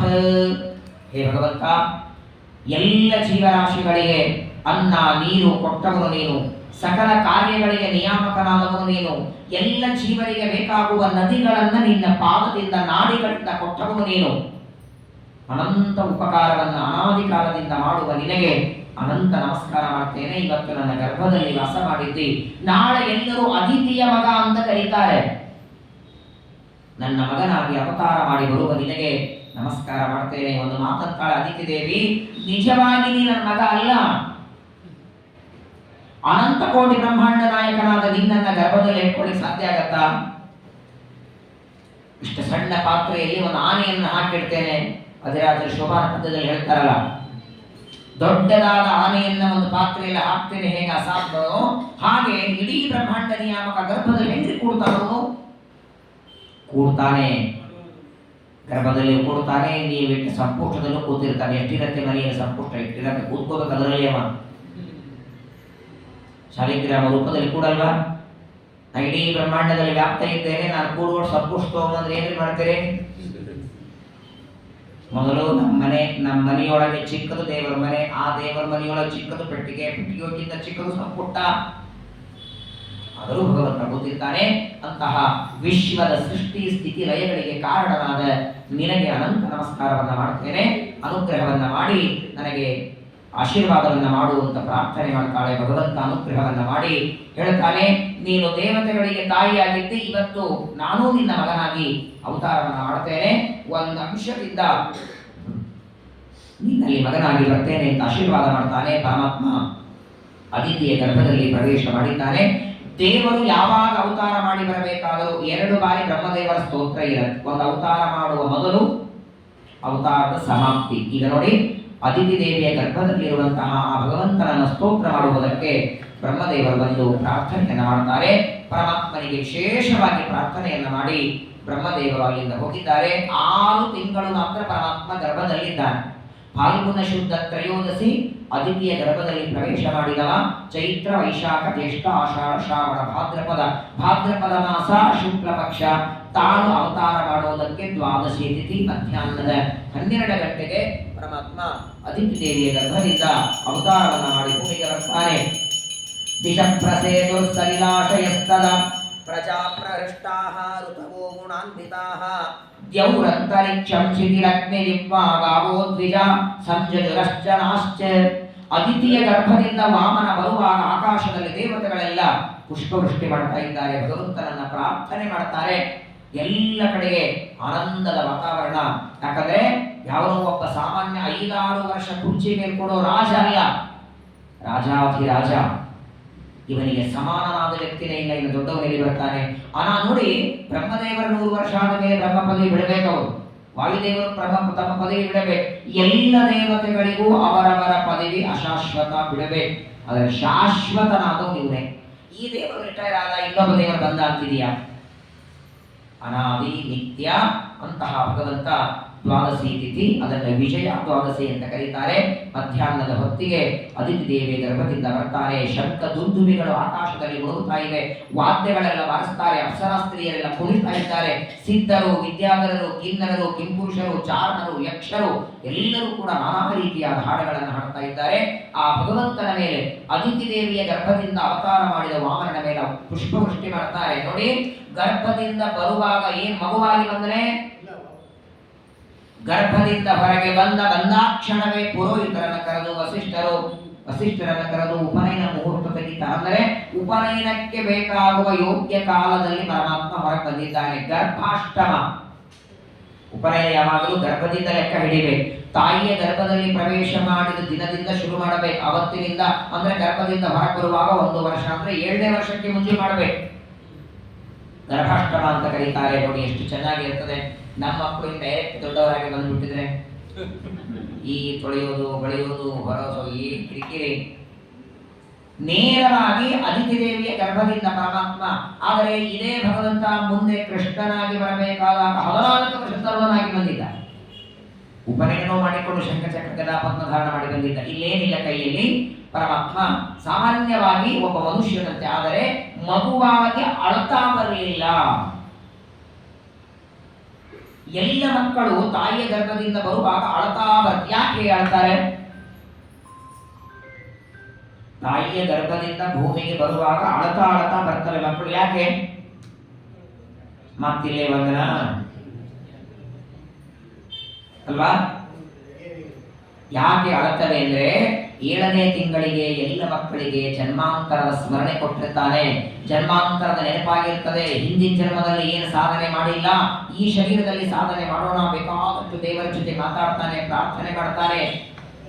ಆದರೆ ಭೂಮಿಯ ಸಂಪರ್ಕ ಆಗುವಾಗ ಎಲ್ಲ ಜ್ಞಾನ ಮರ್ತ ಹೋಗುತ್ತೆ. ಅದಕ್ಕೆ ರೋರೂಯತೆ, ಅಳತಾ ಬರೋ ಪರಿಸ್ಥಿತಿ ನಮ್ಮಿಂದಾದರೆ ಇವ್ನು ಏನಾಗ್ಬೇಕ್ರಿ? ಅನಂತ ಜ್ಞಾನ. ಪ್ರಳಯ ಕಾಲದಲ್ಲೂ ಇವರ ಜ್ಞಾನ ಲೋಪ ಆಗಲ್ಲ ಅಂತೆ. ಆ ಅದಿತಿಯ ಗರ್ಭದಿಂದ ಅವತಾರ ಮಾಡಿ ಬಂದಿದ್ದಾನೆ. ತಂವಟುಂ ವಾಮನಂ ದೃಷ್ಟ್ವಾ ಮೋದಮಾನ ಮಹರ್ಷಯಃ ಕರ್ಮಾಣಿ ಕಾರಯಾಮಾಸುಃ ಪುರಸ್ಕೃತ್ಯ ಪ್ರಜಾಪತಿ. ಅವನಿಗೆ ವಾಮನ ಅಂತ ಹೆಸರಿಟ್ಟಿದ್ದಾರೆ. ಸಂಸ್ಕೃತದಲ್ಲಿ ವಾಮ ಅಂದ್ರೆ ಸೌಂದರ್ಯ. ಬೃಹದಾರಣ್ಯಕ ಉಪನಿಷತ್ತಿನಲ್ಲಿ ಶ್ರೀಮದಾಚಾರ್ಯ 2 ಹೇಳ್ತಾರೆ, ವಾಮನಿ ಭಾವನಿ. ದೇವರ 2 ರೂಪ. ಸ್ತ್ರೀಯರಲ್ಲಿ ಇರುವ ರೂಪವನ್ನ ವಾಮನಿ, ಪುರುಷರಲ್ಲಿರುವ ರೂಪವನ್ನ ಭಾವನಿ. ಪ್ರಪಂಚದೊಳಗೆ ಇವರಷ್ಟು ಸುಂದರ ಇನ್ನೊಬ್ಬರಿಲ್ಲ. ಲಕ್ಷ್ಮೀದೇವಿನೇ ಹೇಳ್ತಾಳಂತೆ, ನನ್ನ ದೇಹದ ಸೌಂದರ್ಯ ನಾನೇ ಪ್ರಪಂಚದಲ್ಲಿ ಎಲ್ಲಾ ದೇವತಾ ಸ್ತ್ರೀಯರಲ್ಲಿ ಲಕ್ಷ್ಮೀದೇವಿ ಸುಂದರಳು ಅಂದ್ರೆ ಆ ಲಕ್ಷ್ಮೀದೇವಿಯ ಸೌಂದರ್ಯ ಪರಮಾತ್ಮನ ಹೆಬ್ಬರಳಿನ ಉಗುರಿನ ತುದಿಗೆ ತಾಕಿದ ಮಣ್ಣಿಗೆ ಸೌಂದರ್ಯ ಇದೆ, ಅಷ್ಟು ನಂದಿಲ್ಲ ಅಂತಾಳು. ಪಾದ ಧೂಳಿಗೂ ನನ್ನ ಸೌಂದರ್ಯ ಸಮಾನ ಇಲ್ಲ ಅಂತಾಳೆ. ಆದ್ದರಿಂದಲೇ ಇವನನ್ನ ವಾಮನ ಅಂತ ಹೆಸರಿಟ್ಟಿದ್ದಾರೆ. ಸರಿಯಾಗಿ ಉಪನಯನಕ್ಕೆ ಬೇಕಾಗುವ ವಯಸ್ಸಿನಿಂದಲೇ ಗರ್ಭದಿಂದ ಬರ್ತಾನೆ. ಉಪನಯನದ ಸಿದ್ಧತೆಗಳೆಲ್ಲ ಮಾಡ್ತಾರೆ. ವಾಮನಿಗೆ ಉಪನಯನ ಮಾಡಬೇಕು ನೋಡಿ. ಉಪನಯನ ಕಾಲದಲ್ಲಿ ಮುಂಚೆ ಮಾಡುವಾಗ ಆ ಉಪನಯನ ಮಾಡಿಕೊಳ್ಳುವ ವ್ಯಕ್ತಿಗೆ ಎಲ್ಲರೂ ಉಡುಗೊರೆಗಳನ್ನ ಕೊಡಬೇಕು. ಇವಾಗ ನಾವೆಲ್ಲ ಹೋಗಿರ್ತೀವಲ್ಲ, ಏನ್ ಕೊಡ್ತೀವಿ? ಈಗ ಎಷ್ಟು ಸಾಧ್ಯವೋ ಅಷ್ಟು ಇನ್ನೂ ಕೆಡ್ತಾ ಹೋಗು. ವಿಡಿಯೋ ಗೇಮ್ ಕೊಡ್ತಾರೆ, ಮೊಬೈಲ್ ಕೊಡ್ತಾರೆ, ಬ್ಯಾಟ್ ಬಾಲ್ ಕೊಡ್ತಾರೆ. ಸಂಧ್ಯಾ ವಂದನೆ ಪಾತ್ರೆ ಕೊಡಿ, ಗೋಪಿಚಂದನ ಕೊಡಿ, ಮುದ್ರೆ ಕೊಡಿ, ದೇವರ ಪೂಜಾ ಪುಸ್ತಕ ಕೊಡಿ. ಆಯ್ತಪ್ಪ, ಇನ್ಮೇಲೆ ಉಪನಯನ ಮಾಡ್ಕೊಂಡಿದ್ದೀವಿ, ಸಂಧ್ಯಾ ವಂದನೆ ಕಲಿ, ದೇವರ ಪೂಜಾ, ವೈಶ್ವದೇವ. ಪ್ರಾಥಮಿಕವಾದರೂ ನಮ್ಮ ಮಕ್ಕಳಿಗೆ ಗೊತ್ತಿರಬೇಕು. ದೇವರ ಪೂಜಾ ಗೊತ್ತಿರಬೇಕು, ನೈವೇದ್ಯ ಗೊತ್ತಿರಬೇಕು, ವೈಶ್ವದೇವ ಗೊತ್ತಿರಬೇಕು. ಯಾಕಂದ್ರೆ ಯಾವಾಗ ಯಾವ ಪರಿಸ್ಥಿತಿ ಬರ್ತದೆ ಗೊತ್ತಿಲ್ಲ, ಯಾವಾಗ ಆಚಾರಗಳು ಸಿಗ್ತಾರಂತಿಲ್ಲ. ಕೊನೆ ಪಕ್ಷ ಶಾಲಿಗ್ರಾಮ ಇಟ್ಟು ನೀರು ಹಾಕಿದ್ರೆ ತೀರ್ಥ ಯಾವುದಂತಾದ್ರೂ ಗೊತ್ತಾಗ್ಬೇಕಲ್ಲ. ಅಷ್ಟ ಸಂಸ್ಕಾರ ಆದರೂ ಮಕ್ಕಳಿಗೆ ಕೊಡಬೇಕು. ಹಾಗಾಗಿ ಉಪನಯನಕ್ಕೆ ಯಾರ ಮನೆ ಹೋದರೂ ಕೂಡ ಬೇಕಾದಷ್ಟು ಶ್ರೀಮಂತ ಇರಲಿ, ಆ ಉಪನಯನ ಮಾಡಿಕೊಳ್ಳುವ ವಟುವಿಗೆ ಕೊಡುವಂತಹ ಪದಾರ್ಥಗಳು. ಇಲ್ಲಿ ನೋಡಿ, ವಾಮನಿಗೆ ಯಾರು ಏನೇನು ಕೊಟ್ಟಿದ್ರು ಉಡುಗೊರೆ ಈಗೆಲ್ಲ ಬಂದುಬಿಟ್ಟಿದೆ. ಆ ಉಪನಯನ ಮಾಡಲಿ, ಮದುವೆ ಮಾಡಲಿ, ಕಾರಣಗಳ ಕೆಳಗೆ ಹಾಕ್ಬಿಡ್ತಾರೆ. ತಗೊಳ್ಳೋದು ಇಲ್ಲ, ಕೊಡುವುದು ಇಲ್ಲ, ಸ್ವಚ್ಛ ಹೇಳಿಬಿಡ್ತಾರೆ. ಆ ಹೇರಿಯ ಉಡುಗೊರೆ ತರಲಿಕ್ಕೆ ಹೋಗ್ಬೇಡ್ರಿ, ನೀವು ತರಲಿಕ್ಕೆ ಹೋಗ್ಬೇಡ್ರಿ, ನಮ್ಮಿಂದಲೂ ಅಪೇಕ್ಷೆ ಪಡಬೇಡ್ರಿ. ಆದರೆ ಭಗವಂತನಿಗೆ ದೇವತೆಗಳೆಲ್ಲ ವಾಮನನಿಗೆ ಒಂದೊಂದು ಉಡುಗೊರೆಯಾಗಿ ಕೊಡ್ತಾರೆ. ಯಾರ್ಯಾರು ಏನೇನು ಕೊಟ್ಟರು ನೋಡಿ. ದದೌ ಕೃಷ್ಣಾಜನಂ ಭೂಮಿ ದಂಡಂ ಸೋಮೋ ವನಸ್ಪತಿ. ವಾಮನನ ಪರಮಾತ್ಮನಿಗೆ ಭೂದೇವಿ ಕೃಷ್ಣಾಜನ ಕೊಟ್ಲನ್. ಉಪನಯನ ಮಾಡುವಾಗ ಕೊರಳಲ್ಲಿ ಹಾಕಿರ್ತಾರೆ, ಅಸೀನ ಅಂತ ಕರೀತಾರೆ ಅದನ್ನ. ಆ ಕೃಷ್ಣಾಜನವನ್ನ ಭೂದೇವಿ ಕೊಟ್ಟಿದ್ದಾಳೆ. ಚಂದ್ರ ಕೈಯಲ್ಲಿ ದಂಡ ಕೊಟ್ಟಿದ್ದಾನೆ. ದಂಡ ನಮ್ಮಲ್ಲಿ ಇಬ್ಬರಿಗೆ ಹೇಳಿದ್ದು. ಉಪನಯನ ಕಾಲದಲ್ಲಿ ವಟುವಿಗೆ ಒಂದು ದಂಡ ಕೊಡ್ತಾರೆ, ಸನ್ಯಾಸಿಗಳಿಗೆ, ಗೃಹಸ್ಥರಿಗೆ ದಂಡ ಇರಲ್ಲ. ದಂಡ ಹಾಕೊಂಡೆ ಕರ್ಕೊಂಡ್ ಬಂದಿರ್ತಾರೆ. ಆದ್ರೆ ನೋಡಿ, ಉಪನಯನ ಕಾಲದಲ್ಲಿ ಅರಳಿ ಟೊಂಗಿ ಕೊಡ್ತಾರಲ್ಲ, ಆ ದಂಡವನ್ನ ಮದುವೆ ಮನೆ ಇಟ್ಕೊಂಡಿರ್ಬೇಕಂತ. ಮದುವೆಗಿಂತ ಮೊದಲೊಂದು ಸಂಸ್ಕಾರ ಮಾಡ್ತಾರೆ, ಸಮಾವರ್ತನ. ಸಮಾವರ್ತನ ಸಂಸ್ಕಾರ, ಷೋಡಮುಂಜುವೆ ಅಂತ. ಆಗ ಈ ದಂಡವನ್ನ ಅವತ್ತು ಆ ಪುರೋಹಿತರ ಕೈ ಕೊಡಬೇಕು. ಇವತ್ತಾಳೆಲ್ಲ ಅವ್ರು ಮಾಡಿಸೋ ಪುರೋಹಿತ ಅವತ್ತೇ ಕೊಟ್ಬಿಟ್ಟಿರ್ತಾನೆ.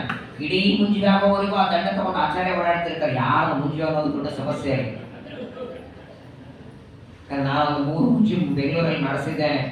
ಪಾಪ ಆ ಸಣ್ಣ ಹುಡುಗ ಒಂದು ಕೈಯಲ್ಲಿ ಭಿಕ್ಷಾ ಪಾತ್ರೆ, ದಂಡ, ಆಚಾರ್ಯ ಯಾವ್ದೋ ಒಂದು ನೀವು ಹಿಡಿದ್ರು ನಾ ಹಿಡಿತೀನಿ ಅಂತಾನೆ. ಭಿಕ್ಷಾ ಪಾತ್ರ ನಮಗೆ ಕೊಡ್ತಾರೆ, ನೀವೇ ಹೋಗಿ ಬನ್ನಿ. ನೋಡಿ, ಭೂದೇವಿ ಕೃಷ್ಣಾಜನ ಕೊಟ್ಟಿದ್ದಾಳೆ, ಚಂದ್ರ ದಂಡವನ್ನ ಕೊಟ್ಟಿದ್ದಾನೆ. ಯಾವಾಗಲೇ ನೋಡಿ, ಉಪನಯನ ಮಾಡಿಕೊಳ್ಳುವ ವಟುವಿಗೆ ಕೌಪೀನ ಮಾತ್ರ ತಾಯಿನೇ ಕೊಡಬೇಕು. ಹಾಗಾಗಿ ಕೌಪೀನ ಹಾಕಿಕೊಳ್ಳುವ ವಯಸ್ಸಿದ್ದಾಗ ಮುಂಜೆ ಮಾಡಿ ಅಂತಾರೆ.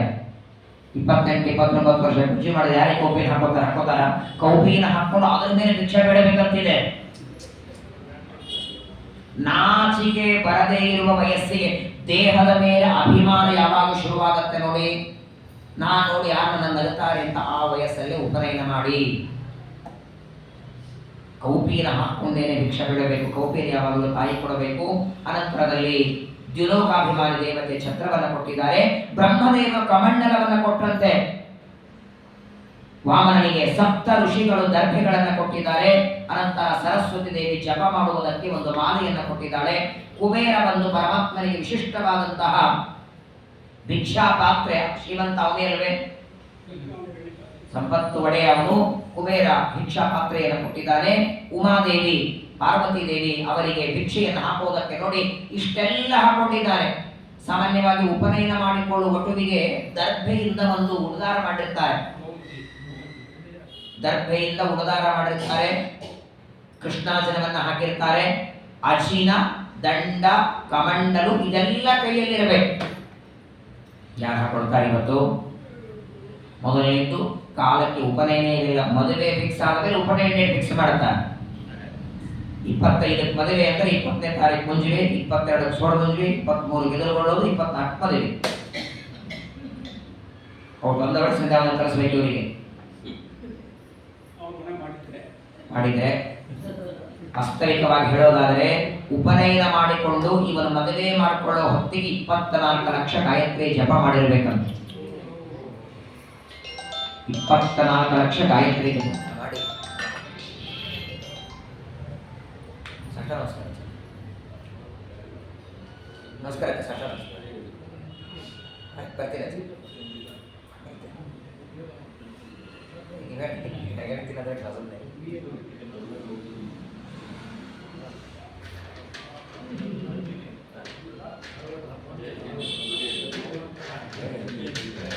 ಯಾವುದೇ ಬೇರೆ ವಿಷಯ ಉಪನ್ಯಾಸ ಅಷ್ಟೇ ಹೇಳ್ಬಿಟ್ರಿ, ಉಪನ್ಯಾಸ ಅಷ್ಟೇ ಹೇಳ್ಬಿಟ್ರಿ. ಹೌದೌದಾ ಏನಂತಾರೆ ಅದೇ ಹೇಳಿ ಅಂದರೆ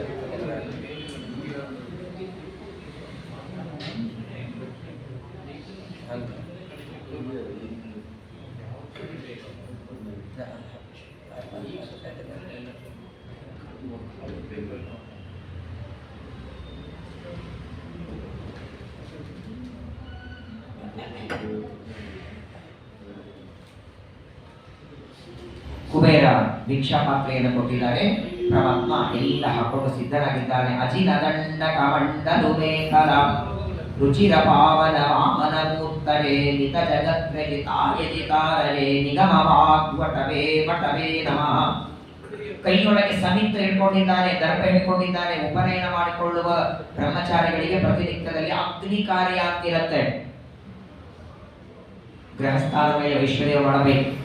ಹೋಮ ಮಾಡುವ ಅಧಿಕಾರ ಇಬ್ಬರಿಗೇನೆ, ವಾನಪ್ರಸ್ಥರಿಗಿಲ್ಲ, ಗೃಹ ಸನ್ಯಾಸಿಗಳಿಗಿಲ್ಲ, ಬ್ರಹ್ಮಚಾರಿಗಳು ಪ್ರತಿನಿತ್ಯ ಮಾಡಬೇಕು. ಇಷ್ಟೆಲ್ಲ ಮಾಡಿಕೊಂಡು ಪರಮಾತ್ಮ ಒಂದು ಕೈಯಲ್ಲಿ ಕಮಂಡಲು, ಇನ್ನೊಂದು ಕೈಯಲ್ಲಿ ಭಿಕ್ಷಾ ಪಾತ್ರೆ, ಕಾಲಲ್ಲಿ ಪಾದುಕೆ ಹಾಕೊಂಡಿದ್ದಾನೆ, ಕೃಷ್ಣಾರ್ಜುನ ಹಾಕೊಂಡಿದ್ದಾನೆ, ಮೇಖಲ ಉಡುದಾರವನ್ನ ಕಟ್ಕೊಂಡಿದ್ದಾನೆ. ಎಲ್ಲ ಸಿದ್ಧವಾಗಿ ಭಿಕ್ಷಾ ಪಾತ್ರೆ ತಗೊಂಡ ಭಿಕ್ಷೆ ಹಾಕೋದಕ್ಕೆ ನಿಂತಿದ್ದಾರೆ. ಸಾಕ್ಷಾತ್ ಬ್ರಹ್ಮದೇವರ ಹೆಂಡತಿ ಸರಸ್ವತಿ, ವಾಯುದೇವರ ಹೆಂಡತಿ ಭಾರತೀ ದೇವಿ, ಗರುಡ ದೇವರ ಹೆಂಡತಿ ಸೌಪರ್ಣಿ, ವಾರುಣಿ, ಪಾರ್ವತಿ ಎಲ್ಲರೂ ನಿಂತಿದ್ದಾರೆ. ಬರ್ತಾನೆ, ನಮ್ಮ ಹತ್ರ ಭಿಕ್ಷೆಗೆ ಬರ್ತಾನೆ ಅಂತ ಎಲ್ಲರೂ ಭಿಕ್ಷೆಗೆ ಬರ್ತಾರೆ. ಆದರೆ ಮೊದಲು ಭಿಕ್ಷಾ ತಾಯಿ ಹತ್ರ ಹೋಗಿ ಅದಿತಿ ದೇವಿಯಿಂದ ಭಿಕ್ಷೆಯನ್ನು ತಗೊಂಡ. ಆ ಭಿಕ್ಷೆ ಬಿಡುವಾಗ ನಾವೆಲ್ಲ ಹೇಳ್ತೀವಿ 4 ವೇದ 6 ಶಾಸ್ತ್ರ 18 ಪುರಾಣ ಓದಿಕೊಂಡು ತಾಯಿ ಭಿಕ್ಷೆ ತಗೊಳ್ತೀನಿ ಅಂತ ಉಪನಯನ ಕಾಲದಲ್ಲಿ ಪಾಪ ಆಚಾರ ತಾಯಿಯಿಂದ ಹೇಳಿಸ್ತಾರೆ. ಅದರ ಸಾಯೋವರೆಗೆ 4 ವೇದ ಯಾವುದು ಅಂತ ಗೊತ್ತಿರಲ್ಲ, ಕನಿಷ್ಠ ಪಕ್ಷ ಅಷ್ಟಜ್ಞಾನವಿರಬೇಕು. ಅದಕ್ಕಾಗಿ ನಮ್ಮಲ್ಲಿ ಪ್ರತಿನಿತ್ಯದಲ್ಲಿ ಬ್ರಹ್ಮಯಜ್ಞ ಮಾಡುವ ಪ್ರಸಂಗ ಬಂದದ್ದೇ ಅದಕ್ಕೆ. ಅದರಲ್ಲೆಲ್ಲ ಬರುತ್ತೆ. ಒಂದು ವ್ಯಾಕರಣ ಸೂತ್ರ, ಒಂದು ಬ್ರಹ್ಮಮೀಮಾಂಸಾ, ಧರ್ಮಮೀಮಾಂಸಾ, ಕರ್ಮಮೀಮಾಂಸಾ. ಹಾಗಾಗಿ ಆ ಭಿಕ್ಷೆಯನ್ನು ಬಿಡುವುದಕ್ಕೆ ತಗೊಳ್ತಾನೆ. ಆದರೆ ನೋಡಿ, ಪರಮಾತ್ಮ ಎಲ್ಲ ಆಭರಣಗಳನ್ನು ಹಾಕಿಕೊಂಡು ಭಿಕ್ಷಾಪತ್ರವನ್ನು ತೆಗೆದುಕೊಂಡ ಭಿಕ್ಷೆಯನ್ನ ಬೇಡುವುದಕ್ಕೆ ಹೊರಟಾಂತೆ ಅಲ್ಲಿಂದ. ಇವರೆಲ್ಲ ಕಾಯ್ತಿದ್ದಾರೆ ಪಾಪ. ದೇವತಾ ಸ್ತ್ರೀಯರೆಲ್ಲ ಭಿಕ್ಷೆ ಹಾಕಬೇಕು ಅಂತ ಕಾಯ್ತಾ ಇದ್ರೆ ಪರಮಾತ್ಮ ಅವರ ಹತ್ರ ಭಿಕ್ಷೆ ತಗೊಳ್ಳಿಲ್ಲ. ಯಾಕೆ ಸ್ವಾಮಿ ನಾವು ಭಿಕ್ಷೆ ಹಾಕೋದಕ್ಕೆ ಕೂತಿದ್ದೀವಿ ಅಂತ ಕರೆದ್ರೆ, ದೇವರಲ್ಲ ನೀನು ಹಾಕೋ ಭಿಕ್ಷೆ ಬೇಡ, ಮತ್ತೇನದೇ ಪುಟಾಣಿ ಉಂಡೆ ಇದು ಉಂಡೆ ಈ ಭಿಕ್ಷೆಗ ಮಾಡಿರ್ತಾರೆ ನೋಡಿ. ಇನ್ನೊಂದು ಹೆಂಗಿರತ್ತಂದ್ರೆ ಆ ಭಿಕ್ಷೆಗೆ ಹಾಕಿದ ಉಂಡೆಗಳು ಆಚಾರ ತಗೊಂಡು ಹೋಗ್ತಾರೆ ಅಂತ ಗೊತ್ತಾದ್ರೆ ಆ ಮಾಡೋ ರೀತಿನೇ ಬೇರೆ ಇರ್ತದೆ. 2019-20 ಇಸ್ವಿಯಲ್ಲಿ ಕರೋನಾದಲ್ಲಿ ಅಕಸ್ಮಾತ್ ಬದಾಮ್ ತಂದಿದ್ರೆ ಅದರಲ್ಲೇ ಉಂಡೆ ಬಂದಿರ್ತವೆ. ಯಾಕಂದ್ರೆ 2-3 ವರ್ಷ ಆಗಿರ್ತದೆ, ಹುಳ ಹಿಡಿದಿರ್ತದೆ, ಪರವಾಗಿಲ್ಲ ಅದನ್ನ ಸುತ್ತಿ ಅದಕ್ಕೆಲ್ಲ ದಾರ ಸುತ್ತಿ ಹಿಂಗೆಲ್ಲ ಮಾಡಿ ಒಟ್ಟಿಗೆ ಆಚಾರ ಕೊಡೋದಲ್ಲ, ಮುಗಿಸ್ಬಿಡ್ರಿ ಅದನ್ನ ಹಾಕಿ. ಪರಮಾತ್ಮ ಅಂತಾನೆ ಯಾವ ದೇವತಾ ಸ್ತ್ರೀಯರು ಬೇಡಿದರೂ ಕೂಡ ಹಾಕ್ತೇನೆ ಎಂದು ಹೋಗಲಿಲ್ಲ. ಯಾಕಂದ್ರೆ ದೇವರಂತಾನೆ ನನಗೆ ಭಿಕ್ಷೆ ಕೊಡೋನಲ್ಲಿ ಕೂತಿದ್ದಾನೆ. ನರ್ಮದಾ ನದಿಯ ದಂಡೆಯಲ್ಲಿ ದೊಡ್ಡದಾದ ಯಜ್ಞವನ್ನ ಮಾಡ್ತಾ ಬಲಿಚಕ್ರವರ್ತಿ ಪ್ರಹ್ಲಾದ ರಾಜರ ಮೊಮ್ಮಗ ನಾನು ಅಲ್ಲಿಗೆ ಹೊರಡುತ್ತೇನೆ ಅಂತ ಭಗವಂತ ಹೊರಟಿದ್ದಾನೆ. ದೇವರ ಅನುಗ್ರಹದಿಂದ 2 ವರ್ಷದ ಹಿಂದೆ ಅದೇ ಜಾಗದಲ್ಲಿ ಪ್ರವಚನ ಮಾಡಿ ಬಂದಿದ್ದೆ ನಾವು.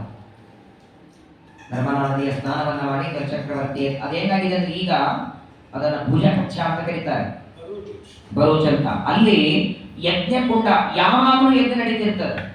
ಯಾರಲ್ಲಿ ಬರ್ತಾರೆ ಯಾರಲ್ಲಿ ಬರಲ್ಲ, ಅಗ್ನಿ ಆರೋದೇ ಇಲ್ಲ. ಪ್ರತಿನಿತ್ಯದಲ್ಲಿ ಬಲಿಚಕ್ರವರ್ತಿ ಜಾಗ ಅದೇ ಇದೆ, ಅವನು ಹಾಕಿದ ಕುಂಡ ಹೋಯಿತು. ಅವನೇನು ಯಜ್ಞ ಮಂಟಪವನ್ನ ನಿರ್ಮಾಣ ಮಾಡಿ ಯಜ್ಞ ಮಾಡಿದ್ದ ಆ ಸ್ಥಳದಲ್ಲಿ ಇಂದಿಗೂ ಯಜ್ಞಗಳು ನಡೀತವೆ. ರಮ್ಯವಾದ ಸ್ಥಳ, ಅಲ್ಲಿ ನಾನು ಹೋಗ್ತೇನೆ ಅಂತ ಪರಮಾತ್ಮ ಹೊರಟಿದ್ದಾನೆ. ಅಜಿರದಂಡ ಕಮಂಡಲ ಎಲ್ಲ ಧಾರಣ ಮಾಡಿ ಬಲಿಚಕ್ರವರ್ತಿ ಯಜ್ಞ ಮಂಟಪಕ್ಕೆ ಬರ್ತಾ ಇದ್ದಾನೆ. ನೋಡಿ, ಬಲಿಚಕ್ರವರ್ತಿ ಶುಕ್ರಾಚಾರ್ಯರ ಮಂತ್ರದ ಬಲದಿಂದ ಸ್ವರ್ಗಲೋಕವನ್ನ ಪಡೆದಿದ್ದ. ಯಜ್ಞ ಅಲ್ಲೇ ಮಾಡಬೇಕಾಗಿತ್ತು. ಸ್ವರ್ಗದಲ್ಲಿ ಯಜ್ಞ ಮಾಡಿ ಜಾಗ ಇರಲಿಲ್ವಾ? ಅಕಸ್ಮಾತ್ ಬಲಿಚಕ್ರವರ್ತಿ ಅಲ್ಲಿ ಯಜ್ಞ ಮಾಡಿದ್ರೆ ಯಾಕೆ ಮಾಡಿದೆ ಅಂತ ಕೇಳೋಗಿದ್ರ? ಯಾಕಂದ್ರೆ ತಾತ್ಕಾಲಿಕ ಒಡೆಯ ಅಂತ ಅವನೇ ಇದ್ದಲ್ಲ. ಯಾಕೆ ಸ್ವರ್ಗದಲ್ಲಿ ಯಜ್ಞ ಮಾಡಲಿಲ್ಲ ಅಂದ್ರೆ ಕರ್ಮ ಭೂಮಿ ಭಾರತ ಖಂಡವೊಂದೇ. ಅಲ್ಲಿದ್ದವ ಇಲ್ಲಿ ಬಂದ, ನಮ್ಮ ದುರ್ಗಕ್ಕೆ ಇಲ್ಲಿದ್ದ ಬೇರೆ ಕಡೆ ಹೋಗ್ತಿದ್ದಾರೆ. ಈಗ ಬೇರೆ ಬೇರೆ ದೇಶಕ್ಕೆಲ್ಲ ಹೋಗ್ತಾರೆ. 10 ಲಕ್ಷ 20 ಲಕ್ಷ ಪ್ಯಾಕೇಜ್ ಕೊಡ್ತಾರೆ ಅಂತ ಭಾರತ ಭೂಮಿ ಬಿಟ್ಟು ಹೋಗ್ತಾರೆ. ಹಣ ಗಳಿಸೋದಕ್ಕೆ ಹೊರದೇಶಕ್ಕೆ ಹೋಗಬಹುದು, ಭಾರತ ಜನ್ಮ ಭೂಮಿಯಲ್ಲಿ ಜನ್ಮ ಬರತ್ತಿಲ್ಲ. ಮತ್ತೆ ಏನ್ ಕಡಿಮೆ ಅಂತ ಹೇಳಿ ಬಲಿಚಕ್ರವರ್ತಿಗೆ ಸ್ವರ್ಗಲೋಕದಲ್ಲಿ ಯಜ್ಞ ಮಾಡೋದಕ್ಕೆ ಅವಕಾಶ ಇದ್ರು. ಭರತಖಂಡಕ್ಕೆ ನರ್ಮದಾ ನದಿ ದಂಡೆಯನ್ನು ಆರಿಸಿಕೊಂಡಿದ್ದಾರೆ. ಯಜ್ಞ ಮಂಟಪ, ದೊಡ್ಡದಾದ ಮಂಟಪ, ಅಲ್ಲಲ್ಲಿ ಮುತ್ತಿನ ತೋರಣಗಳನ್ನು ಕಟ್ಟಿದ್ದಾರೆ. ಎಷ್ಟು ದೊಡ್ಡದಿತ್ತು ಮಂಟಪ ಅಂದ್ರೆ ಒಳಗಡೆ ಪ್ರವೇಶ ಮಾಡಿದ್ರೆ ಆ ಕುಂಡದ ಹತ್ರ ಹೋಗೋದಕ್ಕೆ ಅರ್ಧ ಗಂಟೆ ಬೇಕು. ಅಷ್ಟು ದೂರದವರೆಗೆ ಕಾಣಿಸ್ತಾರೆ. 100 ಸಾವಿರಾರು ಋಷಿಮುನಿಗಳೆಲ್ಲ ಇದ್ದಾರೆ. ಬಾಳೆ ಕಂಬಗಳನ್ನು ಕಟ್ಟಿದ್ದಾರೆ. ಮಂತ್ರಗಳ ಧ್ವನಿ, ಶುಕ್ರಾಚಾರ್ಯರ ಆಹುತಿ ಹಾಕ್ತಿದ್ದಾರೆ. ಅಷ್ಟು ವೈಭವದ ಯಜ್ಞ ಮಂಟಪವನ್ನ ಕಟ್ಟಿಸಿಕೊಂಡು ಯಜ್ಞವನ್ನ ಮಾಡ್ತಾ ಆಹುತಿಯನ್ನು ಹಾಕ್ತಾ ಇದ್ದಾರೆ. ಯಜ್ಞವನ್ನ ಮಾಡುವಾಗ ಕಂಕಣ ಕಟ್ತಾರೆ. ಇವಾಗ ನಾವೆಲ್ಲ ಕಂಕಣ ಕಟ್ಟುವಾಗ ಇವನ ಹೆಸರು ಹೇಳ್ತೀವಿ. ಈನಬದ್ಧೋ ಬಲಿ ರಾಜ ದಾನವೇಂದ್ರೋ ಮಹಾಯಶ ತೇನತ್ವ ಪ್ರತಿಬದ್ಧಾಮಿ. ಬಲಿಚಕ್ರವರ್ತಿ ಹೆಸರು ಹೇಳಿ ಇವತ್ತು ನಾವೆಲ್ಲ ಕಂಕಣ ಕಟ್ತೀವಿ. ಅವನಿಗೆ ಕಂಕಣ ಕಟ್ಟಿದ್ದಾರೆ. ಕಂಕಣ ಯಾಕೆ ಕಟ್ಟುತ್ತಾರೆ? ಒಂದು ಬಾರಿ ಕಂಕಣ ಕಟ್ಟಿಕೊಂಡು ದೀಕ್ಷಾಬದ್ಧನಾಗಿ ಕೂತ್ರೆ ಪೂರ್ಣಾಹುತಿ ಆಗುವವರೆಗೆ ಅಲ್ಲಿಂದ ಹೇಳ್ತಕ್ಕದ್ದಲ್ಲ. ಹಿಂಗೋಗಿ ಬರ್ತೇನೆ, ಪಾಠ ಕೊಂಡು ಬರ್ತೇನೆ, ಕೋಸದ ಬಾಯಿ ಹಾಕೊಂಡು ಬರ್ತೇನೆ, ಹಿಂಗೇನಿಲ್ಲ. ಯಜ್ಞ ಮುಗಿಯುವವರೆಗೆ ಎಲ್ಲಿ ಹೋಗಬಾರದು ಅಂತ ಕಂಕಣವನ್ನ ಕಟ್ಟುತ್ತಾರೆ.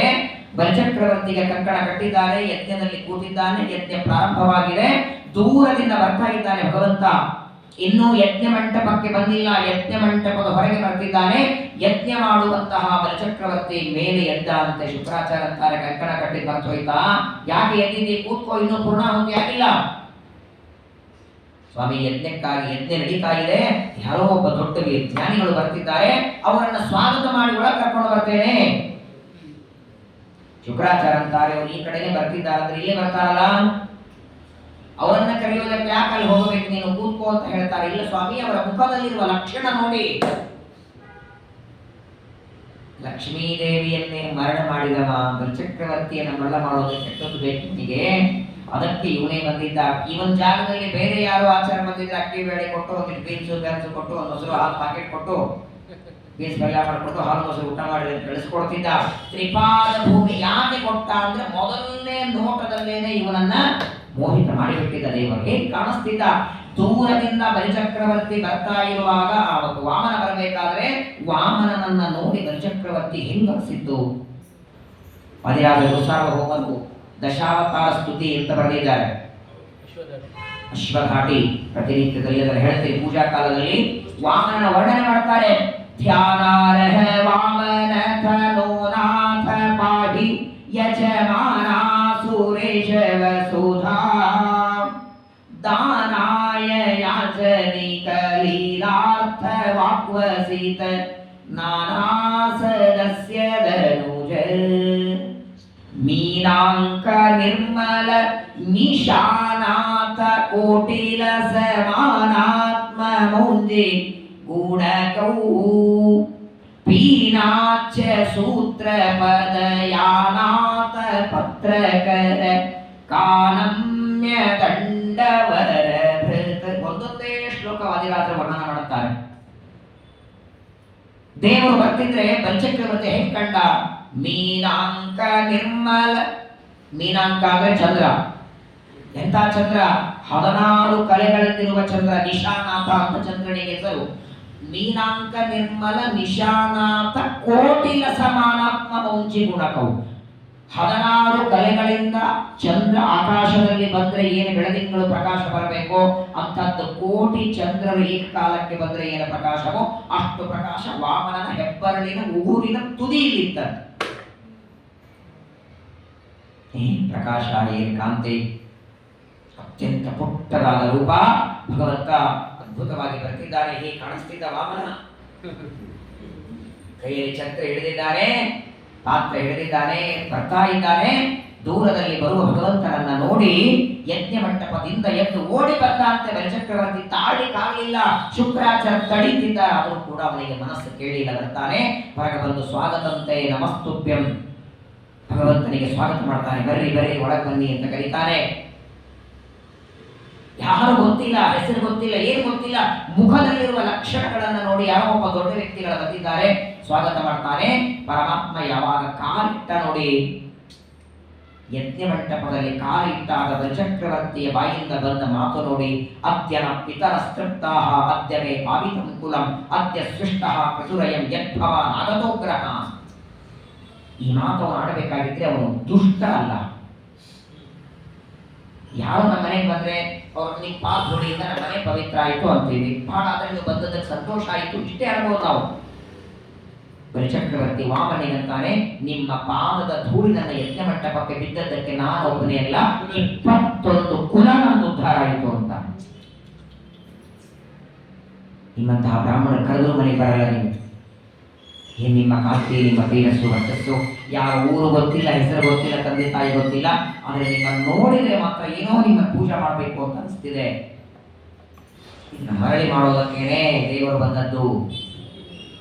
ಒಳ ಬನ್ನಿ ಅಂತ ಕರೀತಾನೆ. ಅಜ್ಞಾನಯೋಗಿ ಸುಖದಾಯಕಾವಿಧಿ.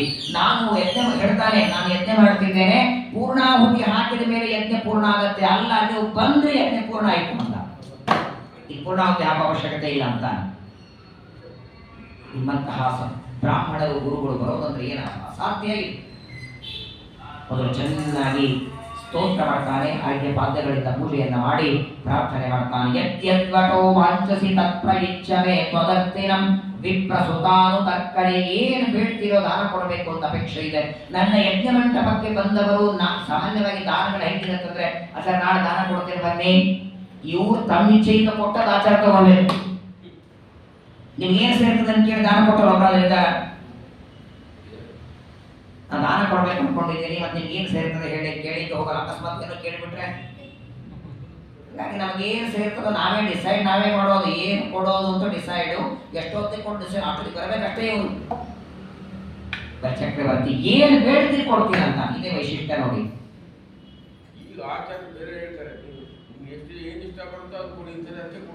ಪರಿವಾರ ಏನು ಕೊಡಲಿಲ್ಲ ಅಂದ್ರೆ ಏನ್ ಮಾಡೋದು? ಆಮೇಲೆ ನಾವು ಬೇಡಿದಂತೂ ಕೊಡಲ್ಲ ಸತ್ಯ ಅಂತ ಹೇಳಿ ನಿಮ್ಗೆ ಏನ್ ಇಚ್ಛೆ ಇರುತ್ತೆ ಕೊಡುವಂತೂ ಬೇಡಿಲ್ಲ ಅಂದ್ರೆ ಕಿರಿಕಿರಿ ಬೇಡ, ಏನ್ ಇಚ್ಛೆ ಇತ್ತು ಅದನ್ನಾದ್ರೂ ಕೊಡ್ರಪ್ಪ ಅಂತ ಬೇಡೋದು. ಎತ್ತಿರೋ ಶಬ್ದ ನೋಡಿ, ಚೆನ್ನಾಗಿ ಶಬ್ದನೇ ಇದೆ. ಏನು ಇಚ್ಛಾ ಪಡ್ತಿರೋ ಕೊಡ್ತೀನಿ ಅಂತಾನೆ.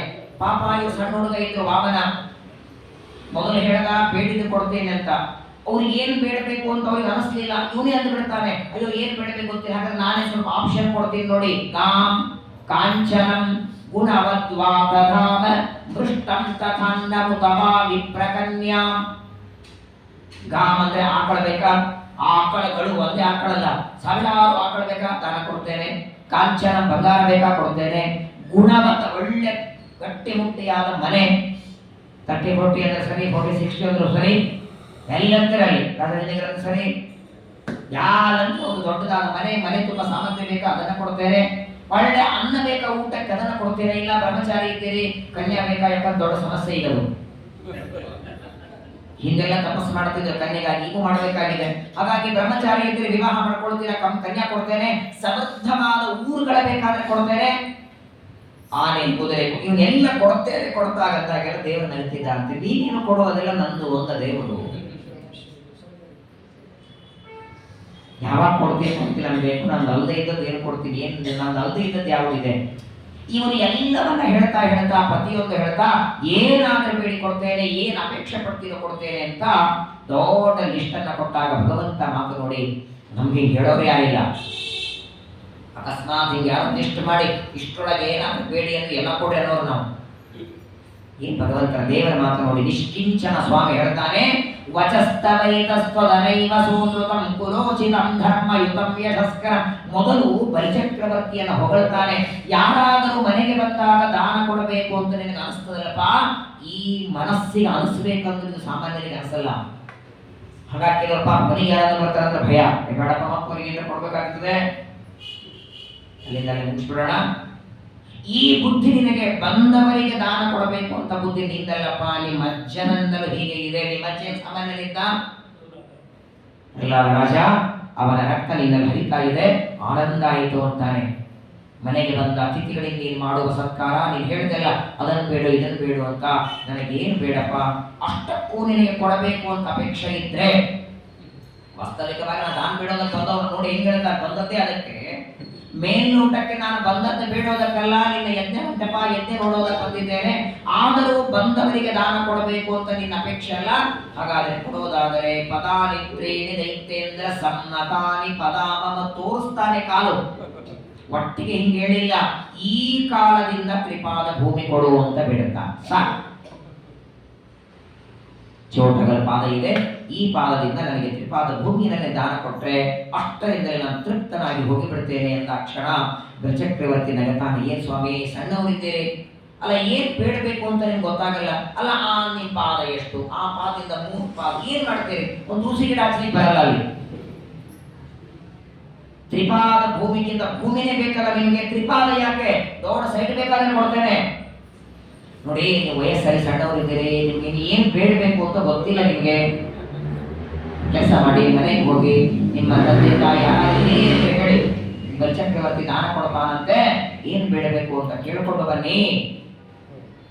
ದಾನ ಯಾವಾಗಲೂ ನಿಮ್ಗೆ ಬೇಡಿದ್ದು ಕೊಡೋದಕ್ಕಿಂತ ಕೊಟ್ಟವನಿಗೆ ಒಂದು ಮನಸ್ಸಿಗೆ ಆನಂದ ಇರಬೇಕು. ಯಾವಾಗಲೂ ನೋಡಿ, ಯಾವುದೇ ದಾನ ಕೊಡಲಿ ತನ್ನ ಇಚ್ಛೆಯಿಂದ ಯಜಮಾನ ಕೊಡೋದಕ್ಕಿಂತ ನಾನು ದಾನ ಕೊಟ್ಟದ್ದು ಆಚಾರ್ಯಗೆ ಉಪಯೋಗ ಆಗತ್ತಾ ಅಂತ ಒಂದು ಸಲ ಆಲೋಚನೆ ತಲೆಗೆ ಬರಬೇಕು. ಹೋದ ವರ್ಷ ಅಧಿಕ ಮಾಸ ಇತ್ತಲ್ಲ, ಒಬ್ಬ ಆಚಾರ್ಯ ಪಾಪ ಏನೋ ಜನ್ಮಾಂತರದ ಪ್ರಾರಬ್ಧ, ಆಚಾರ್ಯಗೂ ಆಚಾರ್ಯ ಹೆಂಡತಿ ಇಬ್ಬರಿಗೂ ಶುಗರ್ 33 ಸಕ್ಕರೆ ದಾನ ಕೊಟ್ಟವ್ರು. ಏನ್ ಮಾಡ್ಬೇಕು ಆಚಾರ್ಯರು, ನೀವು ಕೊಟ್ಟಿರಿ ಅಂತ ಹೇಳಿ ಆಗ್ರಹ ತಿಂದ್ರೆ ಗೋಡೆ ಮೇಲೆ ಫೋಟೋ ಹಾರವರು. ರಾಮಾಯಣದಲ್ಲಿ ಒಂದು ಮಾತು ಬರ್ತದೆ, ಅಪತ್ಯಾಹಾರ ದಾನರಾಹ. ಯಾವ ಆಹಾರ ಊಟಕ್ಕೂತಾಗೂ ಅಷ್ಟೇ ಒತ್ತಾಯ ಯಾರಿಗೆ ಮಾಡಿ ಆರೋಗ್ಯವಾಗಿದ್ದವರಿಗೆ, ಅಕಸ್ಮಾತ್ ಯಾರಿಗೋ ಸಮಸ್ಯೆಗಳಿದ್ರೆ ಒತ್ತಾಯ ಮಾಡಿ, ನಿಮಗೆ ಅನ್ನಿಸ್ತದೆ ನಾವು ಅವರಿಗೆ ಒತ್ತಾಯ ಮಾಡಿ ಹಾಕಿದರೆ ಅವ್ರ ಮೇಲೆ ಪ್ರೀತಿ ಮಾಡ್ತಿದ್ದೀವಿ ಅಂತಲ್ಲ, ಅದು ಅವರಿಗೆ ನಾಳೆ ಅನರ್ಥಕ್ಕೆ ಕಾರಣ. ನೀವು ಒತ್ತಾಯ ಮಾಡಿ 2 ಜಾಂಗೀರ ಜಾಸ್ತಿ ಹಾಕಿಸಿದ್ದಕ್ಕೆ ಅವರಿನ ರೋಗದಿಂದ ಒದ್ದಾಡಿ ಒಂದು ವಾರ ಪಾಠ ಪ್ರವಚನ ಬಿಟ್ಟರೆ ಅದರ ಜವಾಬ್ದಾರಿ ಯಾರು? ಸರ್ವಥಾ ಮಾಡಬಾರ್ದಂತ. ಪಾಪ ಸಣ್ಣ ಮನೆ, ಇಷ್ಟೇ ಸಣ್ಣ ಮನೆ, 2 ಗಂಡ ಹೆಂಡತಿ ಮಲಗುವಂತಹ ಮನೆ, ಅಷ್ಟು ಸಣ್ಣ ಮನೆಯಲ್ಲಿ ಗಂಡ ಹೆಂಡತಿ ಜೀವನ ಮಾಡ್ತಾರೆ. ಅಂತ ಆಚಾರಕ್ಕೆ 30 ಹಲಸಿನ ಹಣ್ಣು ದಾನ ಕೊಟ್ಟರು. ಹಲಸಿನ ಹಣ್ಣು ಒಳಗಿಟ್ಟರೆ ಆಚಾರ ಹೊರಗೆ ಮಾಡ್ಕೋಬೇಕು, ಹಲಸಿನ ಹಣ್ಣು ಹೊರಗಿಟ್ಟರೆ ಆಚಾರ ಒಳಗೆ ಮಾಡ್ಕೋಬೇಕು. ಏನಂತ ದಾನಗಳು ಆನೆ ಕೊಟ್ಟ ಸಾಕು ಆಗ್ಬೇಕಲ್ಲ. ಹಾಗಾಗಿ ದಯಮಾಡಿ ಸಣ್ಣವರಿದ್ದೀರಿ, ಗೊತ್ತಿಲ್ಲ ನಿಮ್ಗೆ, ಏನ್ ನಿಮ್ಮ ಪಾದದಿಂದ ತಗೊಂಡು ಏನ್ ಮಾಡ್ತೀರಿ, ಬೇಕಾದಷ್ಟು ನಿಮ್ಗೆ ಬೇಕಾದ್ರೆ ತಂದೆ ತಾಯಿಗಳಿಗೆ ಕೇಳ್ಕೊಂಡು ಬನ್ನಿ ಅಂದ್ರೆ ಒಂದು ಮಾತು ಹೇಳ್ತಾನೆ ದೇವರಿಗೆ. ಇದು ಮಾತ್ರ ಅದ್ಭುತವಾದ ಮಾತು. ವಾಮನ ಪರಮಾತ್ಮ ಹೇಳ್ತಾನೆ, ತಂದೆಗೆ ತಾಯಿಗೆ ಯಾರಿಗೆ ಕೇಳೋದು ಬೇಡಪ್ಪ, ಯಾವಾಗಲೂ ದಾನ ಕೊಡುವ ತಗೊಳ್ಳೋ ವ್ಯಕ್ತಿ ಮೊದಲನೇದು ತಗೊಳ್ಳೋ ವ್ಯಕ್ತಿಗೆ ತೃಪ್ತಿ ಇರಬೇಕು ಅಂತ. ದಾನ ತಗೊಳ್ಳೋ ವ್ಯಕ್ತಿಗೆ ಅದನ್ನು ತಗೊಂಡಾಗ ಸಾಕು ಅಂತ ತೃಪ್ತಿ ಇದ್ರೆ ಆಯ್ತು. ತೀರ್ಸವನ್ನು ಕೊಟ್ಟರೆ ಬುಟ್ಟಿ ಕೊಡಲಿಲ್ಲ, ಬುಟ್ಟಿ ಕೊಟ್ಟರೆ ವಡಗ ಕೊಡಲಿಲ್ಲ, ವಡಗ ಕೊಟ್ಟರೆ ದಾಬಳಿ ಕೊಡಲಿಲ್ಲ, ದಾಬಳಿ ಕೊಟ್ಟರೆ ಕೊಡಕ್ಕೆ ಕೂಡ ವಾಸನ ಕೊಡಲಿಲ್ಲ, ಇಷ್ಟೆಲ್ಲ ಕೊಟ್ಟ ಮೇಲೆ ಪೂಜಾ ಪುಸ್ತಕ ಕೊಟ್ಟಿಲ್ಲ, ಪೂಜಾ ಪುಸ್ತಕ ಕೊಟ್ಟ ಮೇಲೆ ಮಂಟಪ ಕೊಟ್ಟಿಲ್ಲ, ಶಾಲೆ ಮುಗಿಯಂಗೇ ಇಲ್ಲ. ಎಲ್ಲಿವರೆಗೆ ದಾನ ತಗೊಳ್ಳೋ ವ್ಯಕ್ತಿಗೆ ಇನ್ನೂ ಬೇಕು ಅಂತ ಆಸೆ ಇರುತ್ತೆ, ಅವನಿಗೆ ಏನು ದಾನ ಕೊಟ್ಟರು ಇಲ್ಲ. ತ್ರಿಪಾದ ಭೂಮಿಯಿಂದ ನನಗೆ ತೃಪ್ತಿ ಇದೆ ಅಂದರು. ಆತ್ಮ ತೃಪ್ತಿ ಇದು ಬಹಳ ದೊಡ್ಡದು. ನನಗೇನು ಅಪೇಕ್ಷೆ ಇಲ್ಲ, ತ್ರಿಪಾದ ಭೂಮಿಯನ್ನು ಮಾತ್ರ ಕೊಡು, ಅದು ಆದರೆ ಕೊಡು, ಆಗಲ್ಲ ಅಂದ್ರೆ ಹೇಳು, ರಿಟರ್ನ್ ಹೊರಡ್ತೇನೆ ಎಂದು. ಏನು ಒತ್ತಾಯ ಇಲ್ಲ, ನಿನಗಾದರೆ ಕೊಡು ಅಂತಾರೆ. ಆಗ ಸ್ವಲ್ಪ ಹೊತ್ತು ಮಾತಾಡದ, ವಿಚಾರ ಮಾಡ್ತಾನೆ, ಏನಿದು ಬ್ರಾಹ್ಮಣ ಇದನ್ನು ಬಿಟ್ಟು ಬೇರೆ ಮುಂದೆ ಹೋಗ್ತಾ ಇಲ್ಲ. ಯದೃಚ್ಛಿಯೋಪನ್ನೇನ ಸಂತುಷ್ಟೋ ವರ್ತತೆ ಸುಖಂ. ಎಷ್ಟು ದೇವರು ಕೊಡ್ತಾನೆ, ಎಷ್ಟು ಸಿಗತ್ತೆ ಅಷ್ಟರಲ್ಲಿ ಆನಂದ ಪಡಬೇಕಪ್ಪ, ಹೆಚ್ಚಿಗೆ ಅಪೇಕ್ಷೆ ಪಡಬಾರದು ಅಂತಾನೆ ಪರಮಾತ್ಮ. ಕೊನೆಗೆ ಎಲ್ಲ ನೋಡಿ, ಇನ್ನ ಆದರೆ ಕೊಡು, ಇಲ್ಲ ಹೋಗ್ತೀರಂದಾಗ ಬೇಡ ಸ್ವಾಮಿ, ತಿರುಗಿ ಹೋಗೋ ಮಾತಾಡಬೇಡಿ, ನಿಮ್ಮಂತವ್ರು ಬಂದದ್ದೇ ನನ್ನ ದೊಡ್ಡ ಭಾಗ್ಯ, ಸರಿ ಅಂತ ಹೆಂಡತಿಯನ್ನು ಕರೀತಾನೆ. ವಿಂಧ್ಯಾವಳಿಯನ್ನು ಕರೆದ ಕೂಡಿಸ್ಕೊಂಡ ಆಚರಣೆ ಮಾಡ್ತಾನೆ. ವಿಷ್ಣು ಪ್ರೇರಣೆಯ ವಿಷ್ಣು ಪ್ರೀತ್ಯರ್ಥಂ ಬ್ರಾಹ್ಮಣಾಯ ಶ್ರೀಪಾದ ಭೂಮಿ ದಾನಂ ಕರಿಷ್ಯೆ. ಬ್ರಾಹ್ಮಣ ಎಷ್ಟೇ ಅಂತಾನೆ, ಯಾವ ಬ್ರಾಹ್ಮಣ ಗೊತ್ತಿಲ್ಲ. ಇನ್ನು ಮಂತ್ರಾಕ್ಷತೆ ನೀರು ಬಿಡಬೇಕು, ಯಜ್ಞ ಮಾಡುವ ಗುರುಗಳು ಎದ್ದು ಬರ್ತಾರೆ. ಇಷ್ಟೊತ್ತಾಯ್ತು, ಯಾಕೆ ನನ್ನ ಶಿಷ್ಯ ಬಂದಿಲ್ಲ ಅಂತ ನೋಡ್ತಾರೆ. ಇವರು ಮಂತ್ರಾಕ್ಷತೆ ನೀರು ಬಿಡ್ತಾ ಇದ್ದಾನೆ, ನಿಂದ್ರು ಹೋದ್ರು. ಪ್ರತಿಯೊಂದು ಕೆಲಸ ಮಾಡುವಾಗಲೂ ಗುರುಗಳ ಅನುಮತಿಯನ್ನು ತಗೊಂಡು ಮಾಡ್ತಿದ್ದೆ, ಕೇಳಿ ಮಾಡ್ತಿದ್ದೆ. ಇವತ್ತು ಇಷ್ಟು ದೊಡ್ಡ ದಾನ ಕೊಡ್ತಿದ್ದೆ, ಕೇಳಬೇಕು ಅಂತ ಅನಿಸ್ಲಿಲ್ಲ ನನಗೆ. ಗುರುಗಳ ಅನುಮತಿ ಬೇಡವಾ ಅಂತ ಕೇಳಿದರೆ ಬಲಚಕ್ರವರ್ತಿ ಅಂತಾನೆ, ನನಗೊಂದು ವಿಶ್ವಾಸ ಇದೆ, ನೀವು ಎಂದಿಗೂ ಬೇಡ ಅನ್ನಲ್ಲ. ನೀವೇ ತಾನೇ ನೂರಾರು ಬಾರಿ ಪುರಾಣದಲ್ಲಿ ಹೇಳಿದ್ದೀರಿ ದಾನ ಕೊಡು ಅಂತ, ದಾನ ಧರ್ಮಗಳ ಮಾಡು ಅಂತ ಹೇಳಿದ್ದೀರಿ.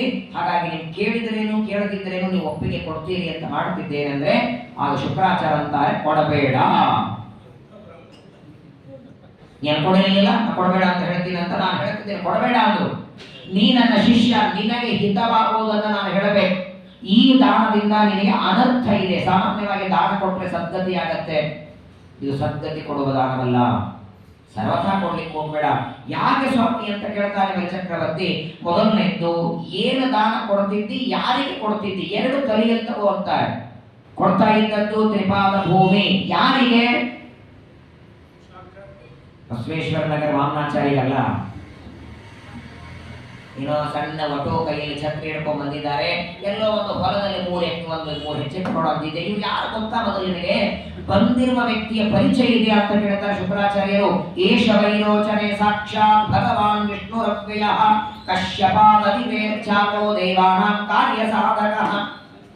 ನೀನು ಅನ್ಕೊಂಡಂಗೆ ಒಬ್ಬ ಬ್ರಹ್ಮಚಾರಿ ಅಲ್ಲ, ಅನಂತ ಕೋಟಿ ಬ್ರಹ್ಮಾಂಡ ನಾಯಕರಾದ ಸರ್ವಜ್ಞನಾದ ಪರಮಾತ್ಮ ಅದಿತಿ ಕಶ್ಯಪರ ಮಗನಾಗಿ ವಾಮನನಾಗಿ ಬಂದಿದ್ದಾನೆ. ಇವರ ಪರಿಚಯ ಇಲ್ಲ ನಿನಗೆ. ತ್ರಿಪಾದ ಭೂಮಿ ಕೊಡ್ತೀನಂತಿದ್ದಿ.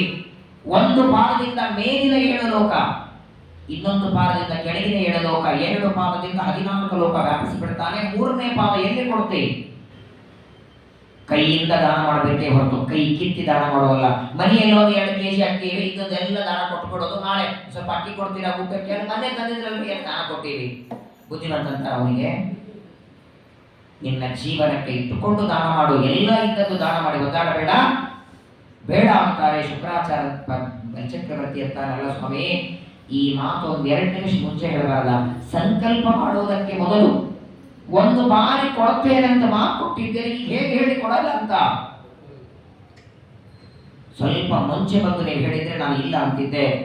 ಏನ್ ತಪ್ಪಿಲ್ಲ ಅಂದ್ರೆ ಶುಕ್ರಾಚಾರ್ಯ, ಸುಳ್ಳು ಮಾತಾಡಿದ್ರೆ ಏನಾಗತ್ತೆ? ಕೆಲವು ಪ್ರಸಂಗಗಳಲ್ಲಿ ಸುಳ್ಳೇ ಮಾತಾಡಬೇಕು. ಸುಳ್ಳು ಎಲ್ಲಾ ಕಡೆಗೆ ಅಧರ್ಮ ಅಲ್ಲ, ಕೆಲವು ಕಡೆಗೆ ಧರ್ಮ ಆಗತ್ತೆ.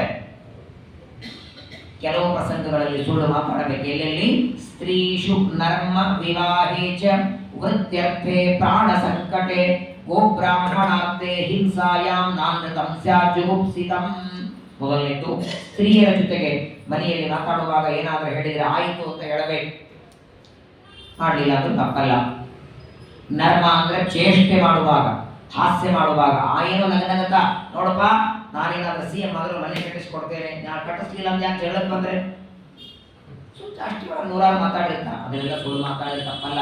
ವಿವಾಹೇಚ ಇದೆಲ್ಲರಿಗೂ ಗೊತ್ತಿರೋದೆ. ಅದೇನೋ 1000 ಸುಳ್ಳು ಹೇಳಿ ಬಂದು 1000 ಸುಳ್ಳಲ್ಲ, 1000 ಒಂದು ಸುಳ್ಳು ಇರ್ಬೇಕು, 999 ಸತ್ಯ ಇರ್ಬೇಕು, 1000 ಸುಳ್ಳು ಹೇಳೋದಲ್ಲ. ಒಂದು ಸುಳ್ಳಿನಿಂದ ಮದುವೆ ನಿಂತಿರ್ತಿದ್ರೆ ಒಂದು ಸುಳ್ಳು ಹೇಳಿ. ಸ್ತ್ರೀಷು ನರ್ಮ ವಿವಾಹೆ. ಆಮೇಲೆ ವೃತ್ಯರ್ಥೆ, ಒಂದು ಸುಳ್ಳು ಮಾತಾಡಿದ್ರೆ ನಿಮ್ಮ ಜೀವನ ನಿಂತು ಹೋಗುತ್ತೆ ಅಂತ ಅಂದ್ರೆ ಅಲ್ಲಿ ಸುಳ್ಳು ಮಾತಾಡಿ ಅಂತ.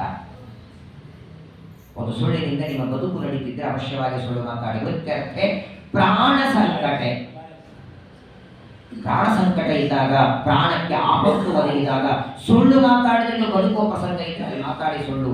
ಹಾಗೆ ಗೋಬ್ರಾಹ್ಮಣಾರ್ಥೆ ಹಿಂಸಾಯ, ಒಂದು ಆಕಳು ಓಡಿ ಬರ್ತಿದೆ, ನಿಮ್ಮ ಮನೆ ಬಾಗಿಲು ತೆಗೆದಿತ್ತು, ಒಳ ಬಂದ್ಬಿಡ್ತದೆ ಹೆದರಿ. ಹಿಂದಿನಿಂದ ಒಬ್ಬ ಕಟಕ ಕೊಲ್ಲಬೇಕು ಅಂತ ಬರ್ತಾನೆ. ನೋಡಿದ್ರೆ ಆಕಳು ಅಂತ ಕೇಳ್ತಾನೆ, ನಿಮ್ಮ ಮನೆಯಲ್ಲೇ ಇದೆ ಇದ್ರೂ ಕೂಡ ನನಗೆ ಗೊತ್ತಿಲ್ಲ ಅಂತ ಹೇಳಿ. ಯಾಕಂದ್ರೆ ನನಗೆ ಗೊತ್ತಿಲ್ಲ ಅಂತ ನೀವು ಹೇಳುವ ಒಂದು ಸುಳ್ಳಿನಿಂದ ಆಕಳ ಪ್ರಾಣ ಉಳಿಯುತ್ತಲ್ಲ, ಅದು ಧರ್ಮ ಆಗತ್ತಲ್ಲಿ. ಸುಳ್ಳು ಕೆಲವು ಕಡೆಗೆ ಧರ್ಮವಾಗತ್ತೆ. ಓ ಇಲ್ಲೇ ಇದೆ, ಪ್ರಾಮಾಣಿಕ ಸುಳ್ಳು ಮಾತಾಡಬಾರ್ದು, ಇಲ್ಲೇ ಇದೆ ನೋಡಿ ಆಕಳು, ಆ ದುಷ್ಟ ಆಕಳನ್ನ ಕೊಂದ್ರೆ ಆ ಪಾಪದಲ್ಲಿ ನಾವು ಭಾಗಿಯಾಗ್ತೇವೆ. ಹೀಗೆ ಕೆಲವು ಪ್ರಸಂಗಗಳಲ್ಲಿ ಸುಳ್ಳು ಮಾತಾಡಬೇಕು. ಈಗ ಸದ್ಯದಲ್ಲಿ ಪ್ರಾಣ ಸಂಕಟ ನಿನಗಿದೆ, ಆಗೋದಿಲ್ಲ ಅಂತ ಹೇಳುತ್ತಾರೆ. ಇದನ್ನೇ ನೋಡಿ ಶುಕ್ರ ನೀತಿ ಅಂತ ಕರೀತಾರೆ. ನೀತಿ ವಾಕ್ಯಗಳು ಶುಕ್ರಾಚಾರ್ಯರದು. ಏನು ಹೇಳಿದ್ರಿ ಒಂದು ತಲೆಗೆ ಹೋಗಲಿಲ್ಲ. ಇವ್ರು ಒಂದೇ ಮಾತು ಅಂತಾರೆ, ಒಂದು ಬಾರಿ ಬ್ರಾಹ್ಮಣನಿಗೆ ಮಾತು ಕೊಟ್ಟಿದ್ದೇನೆ, ದಾನ ಕೊಡೋದು ನಿಶ್ಚಿತ. ಕೊನೆಗೆ ಶುಕ್ರಾಚಾರ್ಯ ಹೇಳುವಷ್ಟು ಹೇಳಿ ಶಾಪ ಕೊಡುತ್ತಾರೆ, ನಿನ್ನ ಸಂಪತ್ತು ಐಶ್ವರ್ಯದಿಂದ ಭ್ರಷ್ಟನಾಗು. ಶಾಪ ಕೊಟ್ಟೋ ಚಿಂತೆ ಇಲ್ಲ ಅಂದ. ಮಂತ್ರಾಕ್ಷತೆ ನೀರನ್ನು ಬಿಡ್ತಾ ಇದ್ದಾರೆ. ಇನ್ನು ಮಂತ್ರಾಕ್ಷತೆ ನೀರು ತಟ್ಟೆಗೆ ಬಿದ್ದಿಲ್ಲ, ಎದುರಿಗೆ ವಾಮನ ಇಲ್ಲ, ತ್ರಿವಿಕ್ರಮನಾಗಿ ನಿಂತಿದ್ದಾನೆ. ಆ ತ್ರಿವಿಕ್ರಮನ ಎಡಗಾಲ ಮೇಲೆ ಹೋಯಿತು. ತತ್ರ ಭಗವತ ಸಾಕ್ಷಾತ್ ಯಜ್ಞಲಿಂಗಸ್ಯ ವಿಷ್ಣೋ ವಿಕ್ರಮತೋ ವಾಮಪಾದಾನುಷ್ಟನಕ ನಿರ್ಭಿನ್ನೋದ್ವಾಂಡ ಕಟಾ ವಿವರೇಣ ಅಂತಃಪ್ರವಿಷ್ಟಾಯ ಬಾಹ್ಯ ಜಲಧಾರ ಸಚ್ಚರಣ ಪಂಕಜ ಅವನೇಜನ ಅರುಣ ಕಿಂಜಲ್ಕ ಉಪರಂಜಿತ. ಭಗವತ್ ಪಂಚಮಸ್ಕಂದ ಹೇಳತ್ತಲ್ಲ, ಇಷ್ಟು ಮೇಲೆ ಹೋಯ್ತು ನೋಡಿ. ದಾನ ಕೊಡ್ತಾ ಇರೋದು ಭೂಲೋಕ, ಭೂಲೋಕದ ಮೇಲೆ ಭುವರ್ಲೋಕ, ಸ್ವರ್ಗಲೋಕ, ಜನೋಲೋಕ, ಮಹರ್ಲೋಕ, ತಪೋಲೋಕ, ಸತ್ಯಲೋಕ, ಶ್ವೇತದ್ವೀಪ, ಅನಂತಾಸನ, ವೈಕುಂಠ ದಾಟಿ ಬ್ರಹ್ಮಾಂಡದ ಟೇರಸ್ಸು ಅಲ್ಲಿವರೆಗೆ ಹೋಯ್ತಂತೆ ಎಡಗಾಲು. ಬ್ರಹ್ಮಾಂಡದ ಟೇರಸ್ಸು ಎಡಗಾಲಿಂದ ಒಡೆದು ಹೊರಗಿದ್ದ ನೀರು ಒಳಗೆ ಬಂತು. ಎಡಗಾಲ ಮೇಲೆ ಹೋಯಿತು, ಬಲಗಾಲ ಅತಲ ಇತಲ ಸುತಲ ರಸಾತಲ ಪಾತಾಳವೆಂಬ ಕೆಳಗಿನ ಲೋಕ. ಎರಡು ಪಾದದಿಂದ 14 ಲೋಕ ವ್ಯಾಪಿಸಿದ. 3ನೇ ಪಾದ ಎಲ್ಲಿ ಬಿಡ್ಲಿ ಅಂತ ಕೇಳ್ತಾನೆ. ಏನ್ ಭಗವಂತರ ಸಾಮರ್ಥ್ಯ! ಇದೊಂದು ಪ್ರಶ್ನೆ ಬರ್ತದೆ, ಭಗವಂತ ಮಾಡಿದ ಮೋಸ ಅಲ್ವಾ? ಬಲಿಚಕ್ರವರ್ತಿ ಏನಾದರೂ ದಾನ ಬೇಡಿ ಅಂದಾಗ ತ್ರಿಪಾದ ಭೂಮಿ ಅಂದ, ಆಗ ತೋರಿಸಿದ ಪಾದ ಯಾವುದು? ಆ ಪಾದಿಂದ ತಗೋಬೇಕಾಗಿ. ಅಕಸ್ಮಾತ್ ಆಗಿ ಇದೇ ಪಾದ ಮೊದಲು ತೋರಿಸಿದ್ದ ಅಂದ್ರೆ, ಬಲಿಚಕ್ರವರ್ತಿ ದಾನ ಕೊಡುವಾಗಲೇ ತ್ರಿವಿಕ್ರಮನ ಪಾದ ತೋರಿಸಿದ್ದ ಅಂದ್ರೆ ಆಗಲ್ಲ ಅಂತಿದ್ದ. ಸ್ವಾಮಿ ಆಗಲವೇ ಇರೋದೇ 14 ಲೋಕ, ನೀವು 2 ಲೋಕ ವ್ಯಾಪಿಸಿದ್ರೆ ಏನ್ ಮಾಡ್ಲಿ ಅಂತ ವಿಚಾರ ಮಾಡ್ತಿದ್ದ. ಹಾಗಾದ್ರೆ ಇದು ಮೋಸ ಅಲ್ವೇ? ಒಂದಿಷ್ಟು ಗೋಧಿ ಹಿಟ್ಟು ಬೇಕು, ನಿಮ್ಮ ಮನೆ ಕೇಳಿ ಬಂದಾಗ ತೋರಿಸುವಾಗ ಸಣ್ಣ ಪಾತ್ರೆ, ಈ ಪಾತ್ರೆಯಲ್ಲಿ ಗೋಧಿ ಹಿಟ್ಟು ಬೇಕು ನೋಡ್ರಿ, ಅಲ್ಲೇ ಡಬ್ಬಿಯಲ್ಲಿ ಇದೆ ಅಂದಾಗ ತಗೊಂಡು ಹೋಗಿ ಅಂತ ಒಂದು ಪಾತ್ರೆ ತಗೊಂಡ್ಬಿಡುತ್ತೆ. ತೋರಿಸುವ ಪಾತ್ರೆ ಒಂದು, ತಗೊಂಡೋಗೋ ಪಾತ್ರೆ ಒಂದು. ಮೋಸ ಅಲ್ವೇ ಅಂದ್ರೆ ಅಲ್ಲ. ಯಾಕಂತ ಕೇಳಿ, ಈಗ ಸದ್ಯದಲ್ಲಿ ಬಲಿಚಕ್ರವರ್ತಿ ದಾನ ಕೊಡುವ ಆ ಎಲ್ಲ ಸಾಮಗ್ರಿಗಳು ಸದ್ಯದಲ್ಲಿ ಯಾರದು? ಮುಂದಿನ ಮನ್ವಂತರದಲ್ಲಿ ಇವ ಇಂದ್ರಾದಾಗಿ ಒಂದಾಗಲಿ. ಈಗ ಸದ್ಯ ಯಾರದು? ಹಾಗಾದ್ರೆ ಇನ್ನೊಬ್ಬರ ಸಾಮರ್ಥ್ಯ ಮೋಸದಿಂದ ಇವರ ದಾನ ಕೊಡ್ತಿದ್ರೆ ನಾನು ಮೋಸದಿಂದ ತಗೊಳ್ತೇನೆ ಅಂತ. ನಿಕೃತ್ಯಾಂ ನಿಕೃತಿಂ ಮಹನ್ಯಾತ್ ನಿಕೃತ್ಯಾಂ ನೈವ ಧಾರ್ಮಿಕಾಂ ಶ್ರೀಮದಾಚಾರ್ಯ ತಾತ್ಪರ್ಯದಲ್ಲಿ ಹೇಳ್ತಾರೆ. ದೇವರು ಮೋಸ ಮಾಡಲಿಲ್ಲ. ಭಗವಂತನಿಗೆ ಯಾವುದೇ ತರಹದ ಅಭಿಮಾನಗಳಿಲ್ಲ. ನನಗೆ ಈ ಪ್ರವಚನ ಮಾಡುವಾಗ ಒಬ್ಬ ವ್ಯಕ್ತಿ ಕೇಳಿದರು, ನೋಡಿ ಪ್ರಶ್ನೆ ಕೇಳೋರು ಹೇಗೆ ಇರ್ತಾರೆ ಜಗತ್ತೊಳಗೆ. ಈ ವಾಮನ ಕಥೆ ಕೇಳುವಾಗ ಒಬ್ಬ ವ್ಯಕ್ತಿ ಪ್ರಶ್ನೆ ಕೇಳಿದ್ರಲ್ಲ, ಆಚಾರ್ಯ ಒಂದು ಪಾದದಿಂದ ಮೇಲಿನ 7 ಲೋಕ ವ್ಯಾಪಿಸಿದ ಅಂದ್ರೆ, ಇನ್ನೊಂದು ಪಾದದಿಂದ ಕೆಳಗಿನ 7 ಲೋಕ ವ್ಯಾಪಿಸಿದ ಅಂದ್ರೆ, ಹಾಗಾದ್ರೆ 2 ಪಾದದಿಂದ 14 ಲೋಕ ವ್ಯಾಪಿಸಿದ್ರೆ ಇವಾಗ ದಾನ ಕೊಟ್ಟು ಎಲ್ಲಿ ಇಟ್ಟಿದ್ದ ಅಂತ ಕೇಳಿದ್ರು.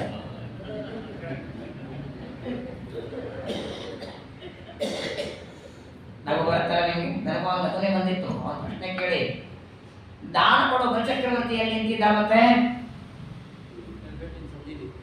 2 ಭಟ್ಟಗಳ ಸಂಧಿ ಒಳಗೆ ನಿಂತು ದಾನ ಕೊಡ್ತಿದ್ದ. ಅವನ ಭಟ್ಟನೆ ಹಾಗಿತ್ತು. ಪರಮಾತ್ಮನ 2 ಭಟ್ಟಗಳ ಮಧ್ಯದಲ್ಲಿ ನಿಂತ್ಕೊಂಡಿದ್ದ ಬಲಿಚಕ್ರವರ್ತಿಯು ಅಲ್ಲಿ ನಿಂತುಕೊಂಡು ಪರಮಾತ್ಮನಿಗೆ ದಾನ ಕೊಡ್ತಾನೆ. 2 ಪಾದವನ್ನ ಮುಗಿಸಿದ ಮೇಲೆ 3ನೇ ಪಾದ ಎಲ್ಲಿಟ್ಟಿ ಅಂದಾಕ್ಷಣ ತಲೆ ಬಾಗಿದ. ಕುರುಮೆ ಶೀರ್ಷ್ಣಿ ತಲೆ ಮೇಲೆ ಅಂತಾನೆ, ದಾನ ಪೂರ್ಣ ಮಾಡು. ಇಲ್ಲ ನಾಳೆ ಇವರೆಲ್ಲ ಏನಂತಾರೆ, 3 ಕೊಡ್ತೇನೆ ಅಂತ ಹೇಳಿ 2ನೇ ಕೊಟ್ಟ. ಅಪಕೀರ್ತಿ ಬೇಡ ನನಗೆ ಅಂತಾರೆ. ತಲೆ ಮೇಲೆ 3ನೇ ಪಾದ ಇಡಬೇಕು. ಅಜ್ಜ ಬಂದ ನೋಡಿ ಪ್ರಹ್ಲಾದರಾಜರು. ಪ್ರಹ್ಲಾದರಾಜ ಬಂದಾಕ್ಷಣ ಪರಮಾತ್ಮ ಅಂತಾನೆ, ನೋಡು ತ್ರಿಪಾದ ಭೂಮಿ ಕೊಡ್ತೀನಿ ಅಂತಿದ್ದಾನೆ ಮೊಮ್ಮಗ, 2ನೇ ಪಾದ ಕೊಟ್ಟಿದ್ದಾನೆ, 3ನೇ ಪಾದ ಕೊಡೋದಕ್ಕೆ ಅವನ ಹತ್ರ ಏನಿಲ್ಲ. ಏನಾದರೂ ಕೊಟ್ಟು ನಿನ್ನ ಮೊಮ್ಮಗನ ಬಚಾವ್ ಮಾಡ್ಕೋ ಅಂದ. ಇಡ್ಲಾ ತಲೆ ಮೇಲೆ ಕಾಲು 3ನೇ ಪಾದ ಅಂತ ಕೇಳ್ತಾನೆ. ಬಲಚಕ್ರವರ್ತಿಯ ಪ್ರಹ್ಲಾದರಾಜ ಕಣ್ಣೊಳಗೆ ನೀರು. ಪ್ರಹ್ಲಾದರಾಜರಂತಾರೆ, ನಿನ್ನ ಪಾದ ಅವನ ತಲೆಯ ಮೇಲೆ ಇಡಬೇಕಾದ್ರೆ ಅದೆಷ್ಟು ಜನ್ಮಗಳ ಪುಣ್ಯ ಸ್ವಾಮಿ. ಅವನು ಯಾರು ಕೊಡೋದಕ್ಕೆ ಅಂದರು, ತೊಯ್ವದತ್ತಂ ಪದನಿಂದ್ರ ಊರ್ಜಿತಂ. ನೀನು ಕೊಟ್ಟದ್ದು ನಿನ್ನದು ನಿನಗೆ ಕೊಟ್ಟ. ನನ್ನ ಮೊಮ್ಮಗ ಮಾಡಿ ದೊಡ್ಡ ತಪ್ಪು, ನಾನು ದಾನ ಕೊಡ್ತೇನೆ ಅಂತ ಕೆರೆಯ ನೀರು ಕೆರೆಗೆ ಚೆಲ್ಲಿ ವರವ ಕೊಡದವರು ಯಾರೋ, ನಿನ್ನದು ನೀನು ಕೊಡ್ತೀನಿ ಅನ್ನಬೇಕಾಗಿತ್ತು. ಅವಶ್ಯವಾಗಿ ಅವನ ತಲೆ ಮೇಲೆ 3ನೇ ಪಾದವನ್ನು ಇಡುವಂತ ಪ್ರಹ್ಲಾದರಾಜರು ಪ್ರಾರ್ಥನೆ ಮಾಡಿಕೊಳ್ಳುತ್ತಾರೆ. ಒಂದು ಹೆಮ್ಮೆ ಅಂತಾರೆ, ನನ್ನ ಮೊಮ್ಮಗ ತನ್ನನ್ನು ತಾನು ದಾನ ಕೊಟ್ಟನಲ್ಲ, ಇಂಥ ಮೊಮ್ಮಗ ಹುಟ್ಟಿದ ಅಂತ ಹೆಮ್ಮೆ ಪಡ್ತೇನೆ ಅಂತಾರೆ. ಈ ಸಾತ್ವಿಕ ಭಾವನೆ ನೋಡಿ. ಬಲಚಕ್ರವರ್ತಿ ಪರಮಾತ್ಮನಿಗೆ ದಾನವನ್ನು ಕೊಡುವಾಗ ಇನ್ನೇನು 3ನೇ ಪಾದ ತಲೆಯ ಮೇಲೆ ಇಡುವಾಗ ಪಕ್ಕದಲ್ಲಿರುವ ಅವರ ಹೆಂಡತಿ ವಿದ್ಯಾವಳಿ ನನ್ನ ಗಂಡನ ತಲೆ ಮೇಲೆ ಪಾಡೆಯ ಇಡೋದಕ್ಕೆ ಮೊದಲು ಅವನ ಅಪರಾಧ ಕ್ಷಮ ಮಾಡಿ ಅವನ ತಲೆ ಮೇಲೆ ಪಾದ ಇಡುತ್ತಾಳೆ. ಏನಮ್ಮ ಅಪರಾಧ ನನ್ನ ಗಂಡ ಮಾಡಿದ್ದು? ತ್ರಿಪಾದ ಭೂಮಿ ಕೊಡ್ತೇನೆ ಅಂತ ಹೇಳಿ ಕೊಟ್ಟಿದ್ದಾನಲ್ಲ. ಅವನು ಮಾಡಿದ ದೊಡ್ಡ ಅಪರಾಧ ಅಂದ್ರೆ ನಿಂದು ನಿನ್ನ ಕೊಡ್ತೇನೆ ಅನ್ಬೇಕಾಗಿತ್ತು, ನಂದು ಕೊಡ್ತೇನೆ ಅಂದ್ರೆ ಇದೇನ ಗಂಡ ಮಾಡಿದ ಅಪರಾಧ. ತ್ವದೀಯಂ ವಸ್ತು ಗೋವಿಂದ ತುಭ್ಯಮಿವ ಸಮರ್ಪಣೆ. ಪರಮಾತ್ಮನಿಗೆ ಪಾದವನ್ನ ತಲೆ ಬಿಟ್ಕೊಡ್ತಾನೆ. ಕಾರ್ತಿಕ ಶುದ್ಧ ಪ್ರತಿಪದ ಬಲಚಕ್ರವರ್ತಿಯ ತಲೆ ಮೇಲೆ ಪಾದವನ್ನ ಪರಮಾತ್ಮ ಇಟ್ಟ. ಸಮಗ್ರವಾದ ಭೂಮಿಯ ಕೆಳಗೆ ಸುತಲ ಲೋಕಕ್ಕೆ ಅವನನ್ನು ಕಳಿಸಿಬಿಡ್ತಾನೆ. ಸುತಲ ಲೋಕದಲ್ಲಿ ಪ್ರಹ್ಲಾದರಾಜನಿಗೂ ಮೊಮ್ಮಗನ ಜೊತೆಗೆ ಹೋಗುವುದಕ್ಕೆ ದೇವರು ಆಜ್ಞೆಯನ್ನ ಮಾಡಿ ಇವತ್ತಿಗೂ ಬಲಚಕ್ರವರ್ತಿಯ ಮನೆಯ ಬಾಗಲ ಮುಂದೆ ದ್ವಾರಪಾಲಕನಾಗಿ ನಿಂತಿದ್ದಾನೆ. ಇವನ ಮನೆಗೆ 8 ಜನ ಇದ್ದಾರೆ. ಜಯ, ವಿಜಯ, ನಂದ, ಸುನಂದ, ಕುಮುದ, ಕುಮುದಾಕ್ಷ, ಬಲ, ಪ್ರಬಲ ಅಂತ. ಆದರೆ ಈ ಪರಮಾತ್ಮ ದ್ವಾರಪಾಲಕನಾಗಿದ್ದಾನೆ. ಇದೆಷ್ಟು ಚೆನ್ನಾಗಿದೆ ನೋಡಿ. ನಾವು 3 ಹಬ್ಬ ಮಾಡ್ತೇವೆ. ನರಕ ಚತುರ್ದಶಿ ಆರತಿ, ಅಮಾವಾಸ್ಯ ಲಕ್ಷ್ಮೀ ಪೂಜಾ, ಮಾರನೇ ದಿನ ಬಲಿಪಾದ. ನರಕ ಚತುರ್ದಶಿ ಆರತಿ ಮಾಡಿ ದೇವರು ಏನ್ ತೋರಿಸಿದ ಅಂದ್ರೆ ಬಂಧನದಲ್ಲಿದ್ದ ಸ್ತ್ರೀಯರನ್ನ ಬಿಡಿಸಿದ, ಆರತಿ ಮಾಡಿದರು. ಹಾಗೆ ನೀವು ಯಾರಿಗೆ ಸಹಾಯ ಮಾಡಿ, ಕಷ್ಟದಲ್ಲಿದ್ದವರಿಗೆ ಸಹಾಯ ಮಾಡಿ ಅಂತ ನರಕ ಚತುರ್ದಶಿ ಹೇಳುತ್ತದೆ. ನರಕ ಚತುರ್ದಶಿ ಹಬ್ಬ ಏನ್ ಹೇಳ್ತದೆ? ಕಷ್ಟದಲ್ಲಿದ್ದವರಿಗೆ ದೇವರು ಸಹಾಯ ಮಾಡಿದ್ದಕ್ಕೆ ನೀವು ಮಾಡಿ. ಏನಪ್ಪಾ ಸಹಾಯ ಮಾಡಿದ್ರೆ ಏನು ಸಿಗತ್ತೆ ಅಂತ ನೀವು ಅಂತೀರಿ. ಮಾರನೇ ದಿನ ಲಕ್ಷ್ಮಿ ಮನೆಗೆ ಬರ್ತಾಳೆ. ಅದಕ್ಕಾಗಿ ನರಕ ಚತುರ್ದಶಿ ಮಾರನೇ ದಿನ ಲಕ್ಷ್ಮೀ ಪೂಜೆ ಬಂತು. ಕಷ್ಟದಲ್ಲಿದ್ದವರಿಗೆ ಸಹಾಯ ಮಾಡಿ ಅಂತ ನರಕ ಚತುರ್ದಶಿ. ಸಹಾಯ ಮಾಡಿದ್ರೆ ಲಕ್ಷ್ಮಿ ಬರ್ತಾಳೆ. ಲಕ್ಷ್ಮಿ ಬಂದಿದ್ದಾಳೆ ಅಂತ ಪೂಜಾ ಪಾಠ ಬಿಟ್ಟು ಕಂಡವರನ್ನ ಅಹಂಕಾರದಿಂದ ಬೆರೆದ್ರೆ ಮಾರನೇ ದಿನ ತಲೆ ಮೇಲೆ ಕಾಲಿಡ್ತಾನೆ ಬಲಿ ಪ್ರತಿಪದ. ಅಹಂಕಾರ ಪಟ್ಟರಿಂದ ತಲೆ ಮೇಲೆ ಕಾಲಿಟ್ಟು ತೊಳೆದು ಬಿಡ್ತಾನೆ. 3 ಹಬ್ಬಗಳನ್ನು ನಾವು ಆಚರಣೆ ಮಾಡ್ತೇವೆ. ಏನು ಆಶ್ಚರ್ಯ ನೋಡಿ. ಇವತ್ತು ಬಲಿ ಪ್ರತಿಪದ ದೊಡ್ಡ ಹಬ್ಬ ಆಯಿತು. ಅಂತಹ ಸರ್ವಜ್ಞನಾದ ಸರ್ವೋತ್ತಮನಾದ ಪರಮಾತ್ಮನಿಗೆ ತ್ರಿಪಾದ ಭೂಮಿಯನ್ನು ಕೊಟ್ಟು ಮತ್ತೆ ಆ ಸಂಪತ್ತನ್ನ ಇಂದ್ರಾದೇವತೆಗಳಿಗೆ ಕೊಡ್ತಾನೆ. ಅಂತಹ ಬಲಚಕ್ರವರ್ತಿಯ ಕಥೆಯನ್ನು ಹೇಳಿ ಅವನ ತಲೆ ಮೇಲೆ ಕಾಲಿಟ್ಟು ಆಶೀರ್ವಾದ ಮಾಡುವಾಗ ಒಂದು ಮಾತನ್ನ ದೇವರು ಬಲಿರಾಜನಿಗೆ ಹೇಳ್ತಾನೆ.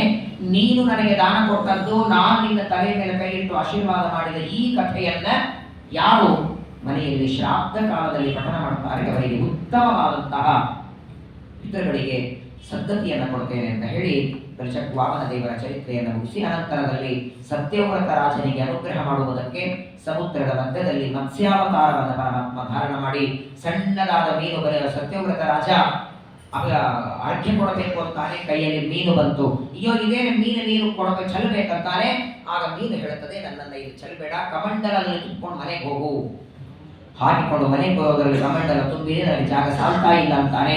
ಕಮಂಡಲದಿಂದ ಪಾತ್ರೆಗೆ, ಪಾತ್ರೆಯಿಂದ ಮನೆಯಲ್ಲಿದ್ದ ಬಾವಿಗೆ, ಬಾವಿಯಿಂದ ಸರೋ.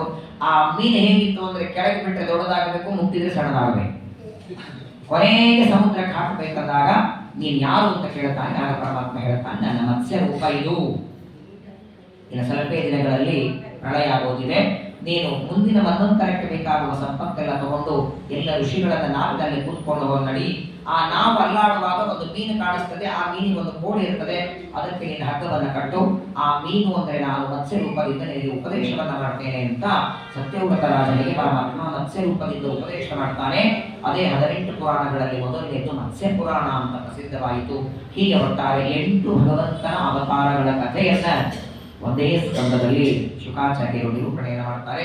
ಶ್ರೀಮದ್ ಭಾಗವತದಲ್ಲಿ ಅತ್ಯಂತ ವಿಸ್ತಾರವಾದ ಪರಮಾತ್ಮನ ಅವತಾರಗಳ ಕಥೆಯಿಂದ ಒಳಗೊಂಡಂತಹ ಈ 8ಮ ಸ್ಕಂದವನ್ನ ಇವತ್ತಿಗೆ ಸಮಾಪ್ತಿಯನ್ನ ಮಾಡ್ತಾ ಪರಮಾತ್ಮನ ಹನುಮಂತರಿಯ ಕಥೆಯೂ ಆಗಿದೆ, ವಾಮನನ ಕಥೆಯೂ ಆಗಿದೆ, ಹಾಗೆ ತ್ರಿವಿಕ್ರಮರಾಯರ ಕಥೆಯೂ ಆಗಿದೆ. ಆ ಎಲ್ಲ ಭಗವಂತನ 8ನೇ ಸ್ಕಂದದಲ್ಲಿ ಬರುವ 8 ಪರಮಾತ್ಮನ ಅವತಾರದ ಚರಿತ್ರೆ ಕೇಳಿದ್ದಕ್ಕೆ ದೇವರ ಅನುಗ್ರಹ ನಿಮ್ಮೆಲ್ಲರ ಮೇಲೆ ಆಗಲಿ. ಈ ಸಂವತ್ಸರ ಜ್ಞಾನ ಸತ್ರದಲ್ಲಿ ಇವತ್ತಿಗೆ ಅಷ್ಟಮ ಸ್ಕಂದವನ್ನು ಮುಗಿಸಿ ಇನ್ನು 9ನೇ ಸ್ಕಂದದ ಪ್ರವಚನ, ಮತ್ತೆ 9ನೇ ಸ್ಕಂದ 25/7 ಜುಲೈ, ಮುಂದಿನ 25ನೇ ತಾರೀಕು ಜುಲೈ ತಿಂಗಳಲ್ಲಿ 9ನೇ ಸ್ಕಂದದ ಭಾಗವತ ಇರ್ತದೆ. ವಿಶೇಷವಾಗಿ ಇದನ್ನು ಒಂದು ರೀತಿಯಲ್ಲಿ ಸಣ್ಣದಾದ ಒಂದು ಹರಿವಂಶ ಅಂತ ಹೇಳಬಹುದು. ಹರಿವಂಶದಲ್ಲಿ ಹೇಗೆ ರಾಜರ ಕಥೆ ಬರುತ್ತೋ ಹಾಗೆ ಸೂರ್ಯಚಂದ್ರ ವಂಶದ ರಾಜರ ಕಥೆಯನ್ನು ಒಳಗೊಂಡದ್ದು. ಅದಾದ ಮೇಲೆ ಮುಂದೆ ಆಗಸ್ಟ್ ತಿಂಗಳಲ್ಲಿ 14ನೇ ತಾರೀಕಿನಿಂದ ದಶಮ ಸ್ಕಂದದಲ್ಲಿ 2 ಭಾಗವಾಗುತ್ತೆ. ಆಗಸ್ಟ್, ಸೆಪ್ಟೆಂಬರ್, ಅಕ್ಟೋಬರ್ ತಿಂಗಳಲ್ಲಿ ಏಕಾದಶ ಸ್ಕಂದ, ನವೆಂಬರಲ್ಲಿ ದ್ವಾದಶ ಸ್ಕಂದ, ಮಂಗಳ ಇಲ್ಲಾಗುತ್ತೆ. ಇನ್ನು ವಿಶೇಷವಾಗಿ ಕೆಲವು ಸ್ಕಂದಗಳ ಪ್ರವಚನ ಮತ್ತೆ ಅಲ್ಲಿ ಮಾಡಿ ನೈಮಿಷಾರಣ್ಯದಲ್ಲಿ ಮಂಗಳವನ್ನು ಮಾಡಿ ದೇವರೇ ಒಳಗಿದ್ದು ನುಡಿಸಿದ 12 ಸ್ಕಂದಗಳ ಮಂಗಳ ಆಗುತ್ತೆ. ಮುಂದಿನ ಜುಲೈ ತಿಂಗಳಲ್ಲಿ 25ನೇ ತಾರೀಕಿನಿಂದ ನವಮ ಸ್ಕಂದದ ಚಿಂತನವನ್ನು ಮಾಡೋಣ. ಈ 8ನೇ ಸ್ಕಂದದ ಪ್ರವಚನವನ್ನು ಒಳಗಿದ್ದು ಮಾಡಿಸಿದ ಸರ್ವಜ್ಞನಾದ ಸರ್ವೋತ್ತಮನಾದ 8 ಅವತಾರಗಳ ಮಾಡಿ ಭಗವಂತನ ಪಾದಗಳಲ್ಲಿ ಸಮರ್ಪಣೆಯನ್ನು ಮಾಡ್ತಾ ಆಯುಷ್ಯ ಆರೋಗ್ಯವನ್ನು ಕೊಡಲಿ, ಧನ್ವಂತರಿ ರೂಪದಿಂದ ಆಯುಷ್ಯವನ್ನು ಆರೋಗ್ಯವನ್ನು ಕೊಟ್ಟು ನಿರಂತರವಾಗಿ ಭಾಗವತಾದಿ ಗ್ರಂಥಗಳನ್ನು ಶ್ರವಣ ಮಾಡುವ ಭಾಗ್ಯವನ್ನು ದೇವರು ಕೊಡಲಿ ಅಂತ ಪ್ರಾರ್ಥನೆ ಮಾಡ್ತಾ, ಈ ಸಂವತ್ಸರ ಜ್ಞಾನ ಸತ್ರಕ್ಕೆ ಪ್ರಾಯೋಜಕರಾಗಿ ತಾವೆಲ್ಲ ಇದೇ ವಿಶೇಷವಾಗಿ ಕಾರ್ಯಕರ್ತಗಳಾಗಿ ನಮ್ಮ ಸರ್ವೋತ್ತಮರವರು, ಕೇಶವಮೂರ್ತಿಗಳು, ಗೋವರ್ಧನ್ ಅವರು, ಎಲ್ಲ ಪದಾಧಿಕಾರಿಗಳು, ನಮಸ್ಕಾರ. ಹರೇ ನಮ ಹೇಳಿ.